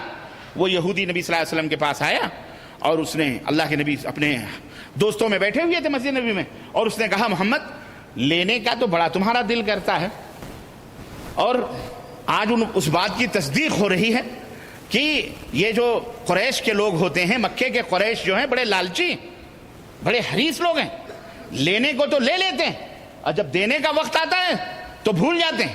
تم بھی انہی میں سے ہو، ہمارا قرضہ ابھی تک تم نے نہیں چکایا۔ تھوڑی دیر کے لیے اللہ کے نبی یعنی حیران و شستر رہ گئے، ایک اچانک کوئی آدمی اس طرح کی بات کرے کیا، اور خاندان کے اوپر حملہ کرے، قبیلے قریش کے لوگ، تم لوگ ہو ہی وعدہ خلاف، اور اس طرح کی باتیں اس نے گستاخانہ باتیں کری۔ اوہ، حضرت عمر بن خطاب کے ہاتھ تلوار کے دستے پر کانپ گئے، تڑپ گئے، اور تلوار نکالی اور کہا، پکڑ رہی ہے اس کا، دعنی یا رسول اللہ اقتل هذا۔ آپ نے کہا نہیں چھوڑو اس کو، ڈانٹا۔ اب عمر بن خطاب نے جب یہودی کو ڈانٹا تو آپ نے کہا نہیں اس کو چھوڑو۔ کہا بھائی تیرا قرضہ کب دینا تھا مجھے، کب ہو گیا وقت، مہینہ آ گیا تیرا دینا ہے؟ اس نے کہا نہیں، ابھی اس مہینے کے ختم ہونے میں 2-4 دن باقی۔ اللہ کے نبی کو راحت ہوئی، یا نبی ابھی 2-4 دن باقی نہیں تو یہ تو واقعی سر پہ سوار ہو گیا۔ تو آپ نے فرمایا تو نے تو ابھی 4 دن 5 دن باقی ہیں، اس سے پہلے تجھے تو مطالبہ کرنے کا حق بھی نہیں پہنچتا، پھر تم نے کیوں مطالبہ کر دیا؟ کوئی بات نہیں، کر دیا۔ عمر جاؤ، آپ صلی اللہ علیہ وسلم نے کہا جاؤ اور اس کا جو قرضہ ہے ادا کر دو کھجور کی شکل میں، اور اتنے سیر کھجور ہیں اس کو دے دو، اور پلس اس کے اوپر ایک حصہ اور دے دینا، ایک حصہ یا جتنا دینا اس کا آدھا اور دے دینا۔ حضرت عمر نے کہا چلو، لے کے گئے اس یہودی کو، پورا جتنا اس کا کتنا تھا اس نے بتایا اتنا تھا، انہوں نے اتنی کھجوریں دیں، اور پلس اس نے حضرت عمر بن خطاب رضی اللہ تعالیٰ عنہ نے اس کے آدھے حصے کے برابر اور کھجوریں اس کو دینا چاہیے۔ تو اس نے کہا نہیں میرا تو اتنا ہی تھا، میرا اتنا ہی تھا، اس لیے میں اتنا ہی لوں گا، اتنا زیادہ کیوں دے رہے ہو؟ کہا اصل میں زیادہ اس لیے دے رہا ہوں کہ میرے نبی نے کہا تھا، ورنہ مجھے شوق نہیں تجھے زیادہ دینے کا، میرے نبی نے کہا تھا کہ میں نے تجھے جھڑکا ہے، ڈانٹا ہے، پکڑ لیا تھا، تو اس کا بھرپایا تاکہ تیرے دل کو ایذا پہنچی ہے، تکلیف پہنچی ہے، نہ پہنچے، اس کے بدلے میں یہ اس کھجور کا آدھا حصہ اور دے دے، تو میں یہ تجھے اس لیے دے رہا ہوں۔ تو اس نے کہا کہ واقعی محمد نے یہ بات کہی ہے، واقعی محمد نے تم سے یہ بات کہی؟ کہا چلو اللہ کے نبی کے پاس ہے، بولے اس نے مجھے ایسا واقعہ، تو اللہ کے نبی نے کہا ہاں میں نے یہ بات کہی تھی۔ اللہ اکبر، نبی کائنات صلی اللہ علیہ وسلم کی اس نرمی اور اس عدل اور اس انصاف کو دیکھ کر اس یہودی نے کہا واقعی آپ سچے رسول ہیں، اشہد ان لا الہ الا اللہ وان محمدا رسول اللہ، آپ واقعی سچے رسول ہیں، میں ایمان لاتا ہوں۔ میں نے تو ایسا حسن معاملہ دیکھا ہی نہیں، ایسا عدل اور ایسا انصاف کہ آدمی نے ڈانٹ دیا، گریبان پکڑ لیا، تو صرف قرض ہی نہیں ادا کیا گیا بلکہ جبکہ جرم میرا تھا، وقت سے پہلے میں نے مطالبہ کیا تھا، جبکہ مجھے حق بھی نہیں تھا. اس کے بعد بھی اللہ کے نبی صلی اللہ علیہ وسلم نے یہی نہیں کہ صرف قرض ادا کروایا بلکہ اس کی ہتک عزت کی پاداش میں مزید 1/8 حصہ اور دینے کا حکم صادر فرمایا. تو عدل اور انصاف کوئی بھی ہو، یہودی ہو، ہندو ہو، مسلم ہو، کافر ہو، کرسچن ہو، دشمن ہو، کوئی بھی ہو، عدل اور انصاف کو کبھی بھی ہاتھ سے نہیں چھوڑنا چاہیے. اللہ تبارک و تعالیٰ نے اسی لیے ارشاد فرمایا وَإِذْ قُلْتُمْ فَعْدِلُوا وَلَوْ كَانَ ذَا قُرْبَى، سورہ انعام. اور جب تم بات کرو تو انصاف کرو اگرچہ تمہارا کوئی رشتہ دار ہی کیوں نہ ہو. اس کے خلاف بات جا رہی ہے، تمہارا اپنا سگا بھائی کیوں نہ ہو، اگر اس کے خلاف بات جا رہی ہے تو جانے دو، لیکن بات کرو تو کس کی کرو؟ انصاف کی کرو، عدل کرو. جانبدارانہ رویہ اختیار کرنا، حمایت اور بیجا طور پر قبیلے اور خاندان اور بستی اور ملک اور وطن کا نعرہ لگا کر کے ظلم کرنا، عدل و انصاف سے منہ موڑنا، یہ مسلمان کا شیوا نہیں ہوتا ہے. اللہ تعالیٰ نے فرمایا وَلَا يَجْرِبَنَّكُمْ شَنَآنُ قَوْمٍ عَلَىٰ أَلَّا تَعْدِلُوا اعْدِلُوا هُوَ أَقْرَبُ لِلتَّقْوَىٰ. سورہ مائدہ. اللہ تبارک و تعالیٰ نے فرمایا کہ کسی قوم کی عداوت و دشمنی تمہیں خلاف عدل پر آمادہ نہ کرے. اے مسلمانوں، عدل کیا کرو، عدل کیا کرو، انصاف کیا کرو، جو پرہیزگاری کے زیادہ قریب ہے. یہ اسلام کے ذرعی اصول ہیں، یہ اسلام کے حسین قواعد اور قانون ہیں جس نے لوگوں کے دلوں کو فتح کیا، جس نے لوگوں کے دماغوں پر حکمرانی کی، جسے پڑھ کر، دیکھ کر، سن کر لوگ اسلام کی فوج میں جوگ در جوگ داخل ہونے لگے. تو یہ ہمیں فتنوں کے دور میں یا اس دور میں ہمیں اپنے ہاتھوں سے نہیں جانے دینا چاہیے. اس کا معنی یہ ہے کہ جس سے آپ محبت کرتے ہیں اور جس سے آپ محبت نہیں کرتے ہیں، دونوں کو میزان اور کسوٹی پر رکھ کر پرکھیں اور اس کے بعد حکم لگائیں. حق کس کے ساتھ ہے اس کا ساتھ دیں، باطل جس کے ساتھ ہے اس کا ساتھ ہرگز نہ دیں. نمبر 4، جماعت کو لازم پکڑیں. جب فتنے ہوں تو جماعت کو لازم پکڑو. اللہ تعالیٰ کا فرمان ہے وَاعْتَصِمُوا بِحَبْلِ اللَّهِ جَمِيعًا وَلَا تَفَرَّقُوا. سورہ آل عمران آیت نمبر 103. اللہ کی رسی کو مضبوطی کے ساتھ پکڑ لو اور پھوٹ نہ ڈالو. جماعت کس کو کہتے ہیں؟ جماعت اس کو کہتے ہیں جو کتاب اللہ اور سنت رسول اللہ صلی اللہ علیہ وسلم کے پابند ہوں. حضرت عبداللہ ابن مسعود رضی اللہ تعالیٰ عنہ سے پوچھا گیا کہ جماعت کا مطلب کیا ہے، تو آپ نے فرمایا کہ لو كنت انت على الحق، لو كنت انت على الحق، اگر تم حق پر ہو، اکیلے ہو تو تم جماعت ہو. تم کیا ہو؟ جماعت بھیڑ چالوں کو نہیں کہتے، جماعت بھیڑ بھاڑ کو نہیں کہتے، جماعت ان مجموعوں کو نہیں کہتے جو کہیں جس میں ہمارے لاکھوں کروڑوں لوگ ہیں. جماعت اس کو نہیں کہتے. جماعت اس کو کہتے ہیں، سن لو کان کھول کر، جو سنت اور سلف صالحین کے منہج اور ان کے طریقے پر قائم ہو. وہ اکیلا تنے تنہا کیوں نہ ہو، وہ تنے تنہا انجمن ہے، وہ تنے تنہا ایک جماعت ہے، وہ تنے تنہا ایک گروہ ہے. سیدنا ابراہیم علیہ السلام اپنے زمانے میں اکیلے مسلمان تھے کہ نہیں تھے؟ لیکن اللہ تعالیٰ نے کیا کہا؟ ان ابراہیم کان امہ. ابراہیم اکیلے ایک امت تھے. ابراہیم اکیلے ایک امت تھے. تو آپ بھیڑ جماعت کو لازم پکڑنے کا مطلب یہ نہیں ہے کہ آپ جدھر دیکھو بھیڑ چاہے جس کی ہو اسی میں گھس جاؤ، بچ جاؤ گے. نا نا نا نا نا. اگر یہی بھیڑ جماعت ہوتی تو آج اللہ کا عتاب اور اللہ کا عذاب ان کے اوپر نہ آتا جو آ رہا ہے. جماعت کا مطلب اہل حق. اہل حق یا ایھا الذین آمنوا اتقوا اللہ وکونوا مع الصادقین. سچے لوگوں کے ساتھ جن کا ایمان اور عمل اور عقیدہ صادق ہو کتاب اللہ اور سنت رسول اللہ کی جس پر مہر لگی ہو، وہ جماعت ہیں، وہ صحابہ کے ساتھ ہیں. نبی کائنات صلی اللہ علیہ وسلم نے فرمایا علیکم بالجماعہ وایاکم الفرقہ. جماعت کو لازم پکڑو اور تفرقے بازی سے بچو. تفرقے بازی، فرقہ بندی سے، گروہ بندی سے بچو اور جماعت کو لازم پکڑو. جماعت کو لازم پکڑو. یہ حدیث ابو داؤد ترمذی کتاب الفتن باب ما جاء فی لزوم الجماعہ کے اندر موجود ہے. حضرت عثمان غنی رضی اللہ تعالی عنہ منا کے اندر ہوتے تھے، اتمام کرتے تھے، 4 رکعت نماز پڑھتے تھے. حضرت ابو ہریرہ جو 2 رکعت کی نماز تھی وہ 4 پڑھتے تھے. یہی حکم ہے. حضرت عثمان غنی جو یہ کام کرتے تھے ان کا اپنا اجتہاد تھا، ان کی اپنی تعویل تھی. لیکن یہ نہ سوچو کہ کوئی اس کی مخالفت نہیں کرتا تھا. حضرت عبداللہ ابن مسعود رضی اللہ تعالی عنہ باقاعدے لوگوں سے فتویٰ دیتے تھے. اسی منا کے اندر کہا کرتے تھے لوگوں سنت یہ ہے کہ ہر 4 رکعت والی نماز 2 رکعت پڑھی جائے، ہر 4 رکعت والی نماز 2 رکعت پڑھی جائے۔ ان سے کہا گیا آپ تو اس بات کا اعلان کرتے ہو، یہ کہتے ہو، لیکن حضرت عثمان 4 رکعت کیوں پڑھتے ہیں؟ اور آپ بھی حضرت عثمان کے ساتھ ہوتے ہیں تو 4 رکعت پڑھتے ہیں۔ تو حضرت عبداللہ ابن مسعود فرماتے ہیں میں اختلاف سے بچنا چاہتا ہوں، اختلاف بری چیز ہے، اختلاف بری چیز ہے۔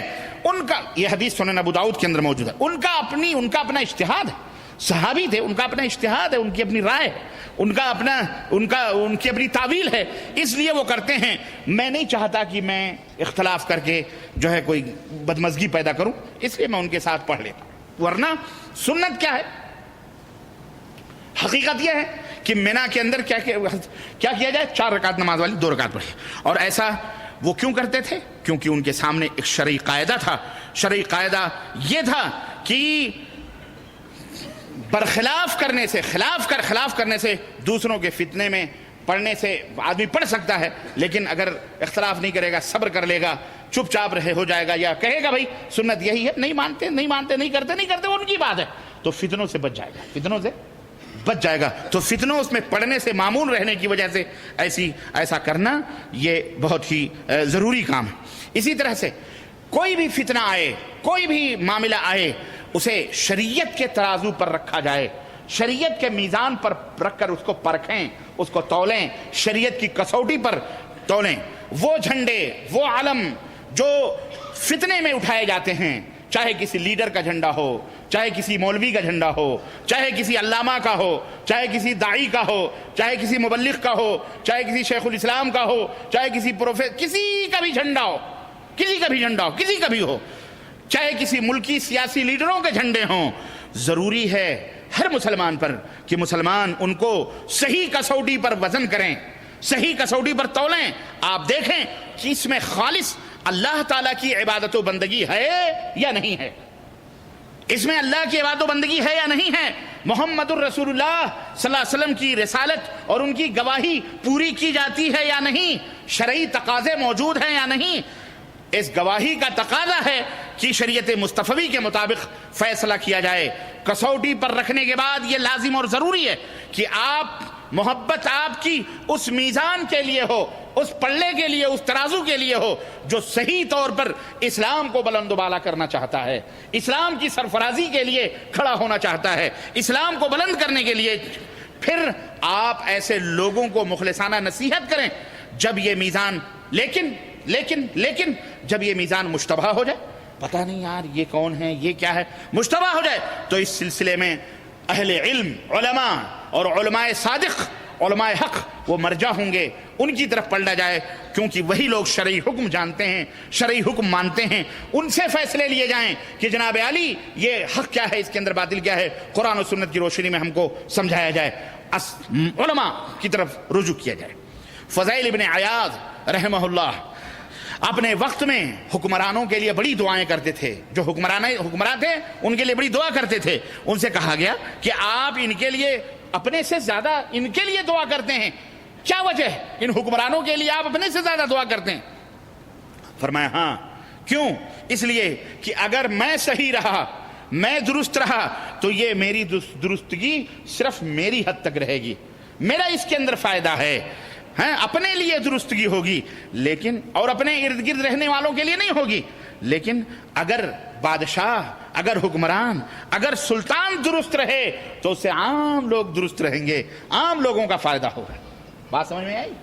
ہاں، آپ نماز پڑھ رہے ہو تو آپ اپنے لیے پڑھ رہے ہو، لیکن ایک داعی خود بھی پڑھتا ہے، دوسروں کو بھی، ایک حاکم اپنی بھی حفاظت کرتا ہے اور دوسروں کے بھی۔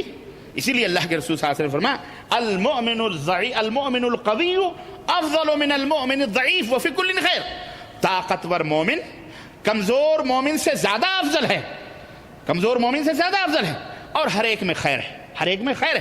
کمزور مومن اپنی حفاظت کر لے گا کافی، لیکن ایک طاقتور مومن خود اپنی بھی حفاظت کرے گا اور 10 آدمیوں کی بھی حفاظت کرے گا۔ چاہے مال کے ذریعے طاقت ہو، جائے جسم کے ذریعے طاقت ہو، جائے صحت کے ذریعے طاقت ہو، کسی بھی جائے علم کے ذریعے طاقتور ہو تو خود بھی بچے گا اور 10 50 100 1000 لاکھ کو بچانے کی بھی کوشش کرے گا. لیکن ضعیف آدمی، کمزور آدمی جب اپنے ہی بچے بھاگے گا ادھر سے ادھر کہیں جا کے، بھائی اپنے ہی بچ جائے تو بہت بڑی بات ہے، دوسروں کو کیا وہ بچائے گا. تو اس لیے میرے عزیزوں، میرے دوستوں اور بھائیوں، حکمران کے لیے دعائیں کرنا اور ان کے لیے نصیحتیں کرنا یہ امت مسلمہ کے ہر فرد کی ذمہ داری ہے. نہ کہ جھنڈے بغاوت بلند کریں، جا کے مظاہرے اجتہاد نہ جانے کیا کیا ملک کو کتیاں پہنچا کریں، برباد کریں سب کچھ، اسے کوئی فائدہ حاصل نہیں ہوتا ہے. بہرحال تو یہ بہت ضروری ہے. فتنوں کے دور میں عمل اور قول میں چوکس رہیں، ہمیشہ اپنے قول اور عمل کو دیکھتے رہیں. فتنے کے وقت آپ کی گفتار، آپ کا کردار وہ نہیں ہونا چاہیے جو امن و سلامتی کے اندر ہوتا ہے. اس کے ضابطے تھوڑے تبدیل ہو جاتے ہیں، اس کے قانون تھوڑے بدل جاتے ہیں. چنانچہ ہر وہ بات جو آپ کو اچھی لگے اسے کہہ ڈالنا، یا ہر وہ کام جو آپ کو اچھا لگے اسے کر گزرنا، یہ بھی مناسب نہیں ہوتا ہے. یہ بھی مناسب، سمجھ بات آئی کہ نہیں ہے؟ یہ بھی مناسب نہیں ہے. ٹھیک ہے آپ کو اچھا لگ رہا ہے، ٹھیک ہے ہر کام آپ کو اچھا لگ رہا ہے، ہر بات آپ کو اچھی لگ رہی، لیکن فتنہ ہے، کر گزرو گے تو فتنہ اور بڑھ سکتا ہے، پیدا ہو سکتا ہے. کیوں؟ فتنے کی گھڑیوں میں ایسا کرنے سے اور بھی متعدد مسائل کھڑے ہو سکتے ہیں، اور بھی مسائل جنم لے سکتے ہیں. حضرت ابو ہریرہ رضی اللہ تعالی عنہ فرماتے ہیں کہ میں نے رسول اللہ صلی اللہ علیہ وسلم سے 2 بھرے برتن کے مانند حدیثیں یاد کی ہیں. جس طرح 2 بھرے برتن بڑے بڑے ہوتے ہیں، ایسی حدیثیں میں نے یاد کی ہیں. یعنی 2 قسم کا علم سیکھ لیا ہے، جن میں سے ایک کو میں نے عام کر دیا. ایک علم وہ ہے جو میں نے آپ لوگوں کو بتلا دیا ہے، اگر دوسرے کو عام کر دوں یا کر دیتا تو میری گردن کی رگیں کاٹ دی جاتی ہیں. فتنہ. اور اہل علم کہتے ہیں کہ اس سے مراد وہ حدیثیں ہیں جو فتنے اور بنو امیہ وغیرہ سے تعلق رکھتی تھیں. حضرت ابو ہریرہ کو وہ باتیں معلوم تھیں، لیکن شرعی احکام سے، اور وہ فتنوں کے تعلق سے تھی. وہ آپ یہ نہ سوچیں بھی شریعت کا کچھ حصہ ابو ہریرہ نے چھپا لیا، نہیں، وہ شرعی احکام نہ تھے، وہ شرعی احکام نہ تھے، بلکہ فتنوں کے تعلق سے وہ باتیں تھیں. سیاسی تعلقات سے کچھ باتیں تھیں، بنو امیہ اور اس دور کے جو حکمران تھے ان کے تعلق سے تھیں. ابو ہریرہ نے یہ بات حضرت امیر معاویہ رضی اللہ عنہ کے زمانے میں کہی. یہ حدیث اس وقت بیان کی جب حضرت امیر معاویہ کا زمانہ تھا، جبکہ لوگ گھمسان کی لڑائی اور جنگ و جدل کے بعد بہت کچھ گھس پٹ کر حضرت علی سے جنگ، حضرت امیر معاویہ کی، اور علی کی حضرت عائشہ سے جنگ، اور وہ جنگیں گھس پٹ کر لوگ آخر میں حضرت حسن سے تنازل لے کر حضرت امیر معاویہ کے جھنڈے کے نیچے سارے مسلمان متحد ہو چکے تھے. اس وقت حضرت ابو ہریرہ نے یہ بات کہی تاکہ اگر میں وہ بات کہہ دوں گا، انہیں اس لیے چھپا لیا تاکہ لوگ جدائی کے بعد، اتنے سارے قتل و غارت علی کے بعد حضرت امیر معاویہ کے جھنڈے کے نیچے آ چکے ہیں، پھر لڑنے اور پھرنے لگ جائیں، اس لیے ان کو چھپا لیا. حضرت عبداللہ ابن مسعود اسی لیے فرماتے تھے کہ آپ لوگوں سے کوئی ایسی بات نہ کریں جو ان کی سمجھ سے باہر ہو، وہ بات کریں جو لوگوں کی سمجھ میں آئے. ایسی بات، ایسے فلسفے اور ایسے نہ بگھاریں کہ لوگوں کے اوپر سے اڑ کے چلی جائیں، بیچارے سمجھ نہ پائیں کہ حضرت کیا فرمانا چاہتے ہیں اور حضرت کیا کر رہے ہیں، حضرت کیا حکم ہے اس کا. ایسی باتیں نہ کریں. کیوں؟ اس لیے کہ اس سے فتنے پیدا ہوتے ہیں، اس سے لوگوں کے عقل اور خرد اور ان کے دماغ سے کے مطابق گفتگو کرنی چاہیے، الفاظ استعمال کرنے چاہیے، انداز استعمال. آپ لفظوں کے اور اردو ادب کے اور عربی کے آئٹم بم بڑے بڑے الفاظ بولیں، آپ کے اوپر سے گزر آپ سمجھ ہی نہ پائیں تو کیا فائدہ؟ فتنے پیدا ہوں گے. اس لیے آپ لوگوں کے دماغ کو دیکھ کر کے بات کریں. فتنے گھڑیوں میں لوگ بات کو اچھی طرح سمجھنے سے قاصر نہیں ہوتے. فتنہ جب آتے ہیں تو لوگ اچھی باتیں جلدی نہیں سمجھتے، لہذا ہر بات جو معلوم ہے نہیں کہنی چاہیے. آپ کو معلوم ہے ٹھیک ہے، لیکن آپ یہ نہ سوچیں معلوم ہے تو بیان ہی کرو. چھپا فتنہ ہے تو چپ رہو، فتنہ ہے تو ذرا چپ رہو. زبان پر لگام لگانا ضروری ہے. کیوں؟ آپ نہیں جانتے کہ آپ کی بات پر کیسے اثرات مرتب ہوں گے، آپ کی رائے کیا رنگ لائے گی.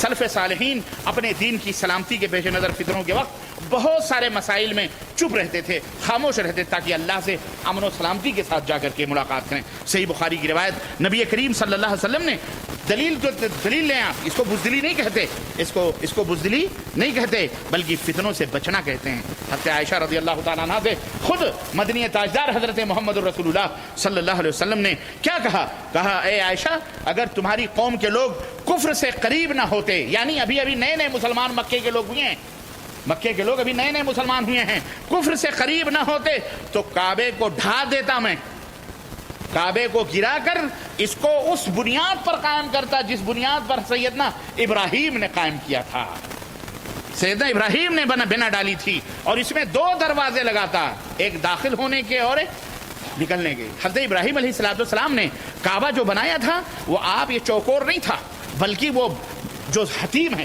جس کو حتیم کہتے ہیں، سیدنا ابراہیم نے وہاں سے کعبے کو بنوایا تھا۔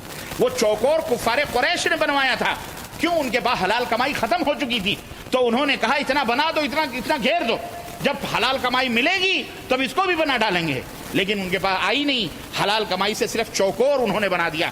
اور اللہ کے نبی صلی اللہ علیہ وسلم چاہتے تو ڈھا سکتے تھے، لیکن فتنہ تھا، نبی ہیں، لوگ مسلمان ہیں، گردنیں کٹانے والے، لیکن اللہ کے نبی نے بھی کتنا احتیاط کیا، ابراہیم علیہ السلام کی وہ بنیاد اس کو برقرار رکھا۔ نبی پاک کو اندیشہ لاحق ہوا کہ کفار قریش جو نئے نئے مسلمان ہوئے ہیں کعبے کو توڑ کر اس کو اگر ابراہیمی بنیاد پر بنانے اور اس میں 2 دروازے لگانے سے لگا دیں گے تو ایسا نہ ہو کہ لوگ غلط سمجھ بیٹھیں اور یہ سوچیں کہ محمد فخر کرنے لگے، ہم مسلمان کیا ہو گئے، انہوں نے کعبے ہی کو اٹھا دیا، یہ کیسا نبی ہے جو کعبے کو گرا دے۔ آدمی نہیں سمجھتا ہے سچی باتیں ایسے فتنوں کے دور میں، حقیقی باتیں اس کی سمجھ میں نہیں آتی، تو آپ یہ حدیث اور وہ یہ چلاتے کہ جناب دین ابراہیمی کی بے حرمتی ہو رہی ہے، دین ابراہیمی کی بے حرمتی ہو رہی ہے، یا کچھ اور خیال کر بیٹھے، تو ایسے فتنوں کے دور میں کچھ غلط باتیں جو ہوئی ہیں ان کو بھی کیا کر لینا چاہیے، بولو، جھیل لینا چاہیے۔ جیسے کہ آج کل جھوٹ ہی ہے، لیکن کسی خبیث ذہنیت نے، یہودیت زدہ نے دنیا کے اندر یہ افواہ پھیلا دی ہے، سعودی عرب گنبد خضرا کو مٹانا چاہ رہا ہے، وہ گنبد خضرا ٹوٹنے والا ہے، گنبد خضرا ٹوٹنے والا، گنبد خضرا، انہیں اللہ کے نبی سے محبت نہیں ہے، انہیں ان اینٹ اور گاروں سے بڑی محبت ہے۔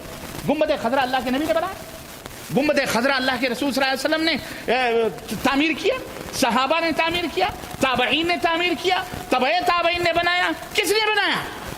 کس نے بنایا؟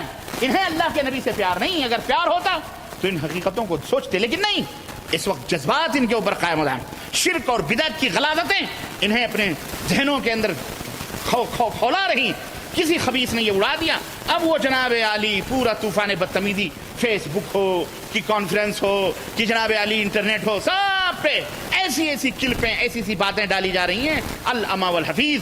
ہم تو یہی کہتے ہیں لعنت اللہ علی الکاذبین، اے اللہ ان جھوٹوں پر لعنت عطا فرما، دھتکار عطا فرما، قہر عطا فرما، ان کی زبانوں میں کیڑے عطا فرما جو اس طرح کے جھوٹ اور اس طرح کے افواہیں امت مسلمہ پھیلا کر امت مسلمہ کو توڑ رہے ہیں اور بکھیر رہے ہیں، اور صحیح اچھے مسلمانوں کو یہودی اور نصرانی اب نہ جانے کیا کیا بنائے جا رہے ہیں۔ اللہ تعالیٰ یا تو انہیں ہدایت عطا فرما یا تو ان کے اوپر قہر نازل فرما، اور ایسے ملاؤں مولویوں کے اوپر اللہ نیست و نابود فرما دے جو اس طرح محمد الرسول اللہ کے صحیح دین سے لوگوں کو متنفر کر رہے ہیں اور مسلمانوں کے اندر پھوٹ ڈال رہے ہیں۔ بولو آمین، زور سے بولو آمین، آمین کہا کرو تاکہ قدم ہلیں، لرزیں، زلزلہ آئے ان ظالم مولویوں اور ان جو ہے ملاؤں کے قدموں کے نیچے، بہت کھا کے موٹے ہو گئے ہیں اور بہت زیادہ ان کی زبانیں دراز ہو گئی ہیں مومنین کے خلاف بولنے اور صالحین کے خلاف۔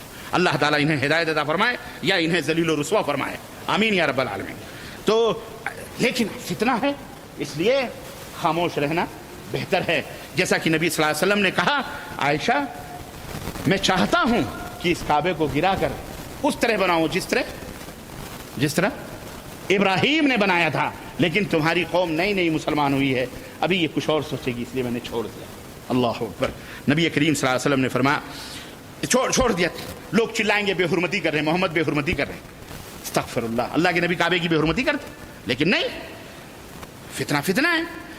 اسی طرح سے نمبر 7 نیک اعمال کا التزام کرنا۔ جب فتنے کے دور آئیں تو نیک اعمال کریں، صدقہ کریں، خیرات کریں، سچ بولیں، جھوٹ سے دور رہیں، روزہ رکھیں، اب یہ اور جو ہے لوگوں کے ساتھ بھلائی کریں۔ نبی کریم صلی اللہ علیہ وسلم فرمایا بادروا بالاعمال فتنا كقطع الليل المظلم، اس پے در پہ آنے والی تاریک راتوں جیسی فتنوں کے آنے سے پہلے لوگوں نیک اعمال کرو، صالح اعمال کرو۔ نیک اعمال کرنے سے آدمی فتنوں سے بچ جائے گا۔ یہ حدیث صحیح مسلم کے اندر موجود ہے۔ اللہ کے نبی فرماتے ہیں کیوں؟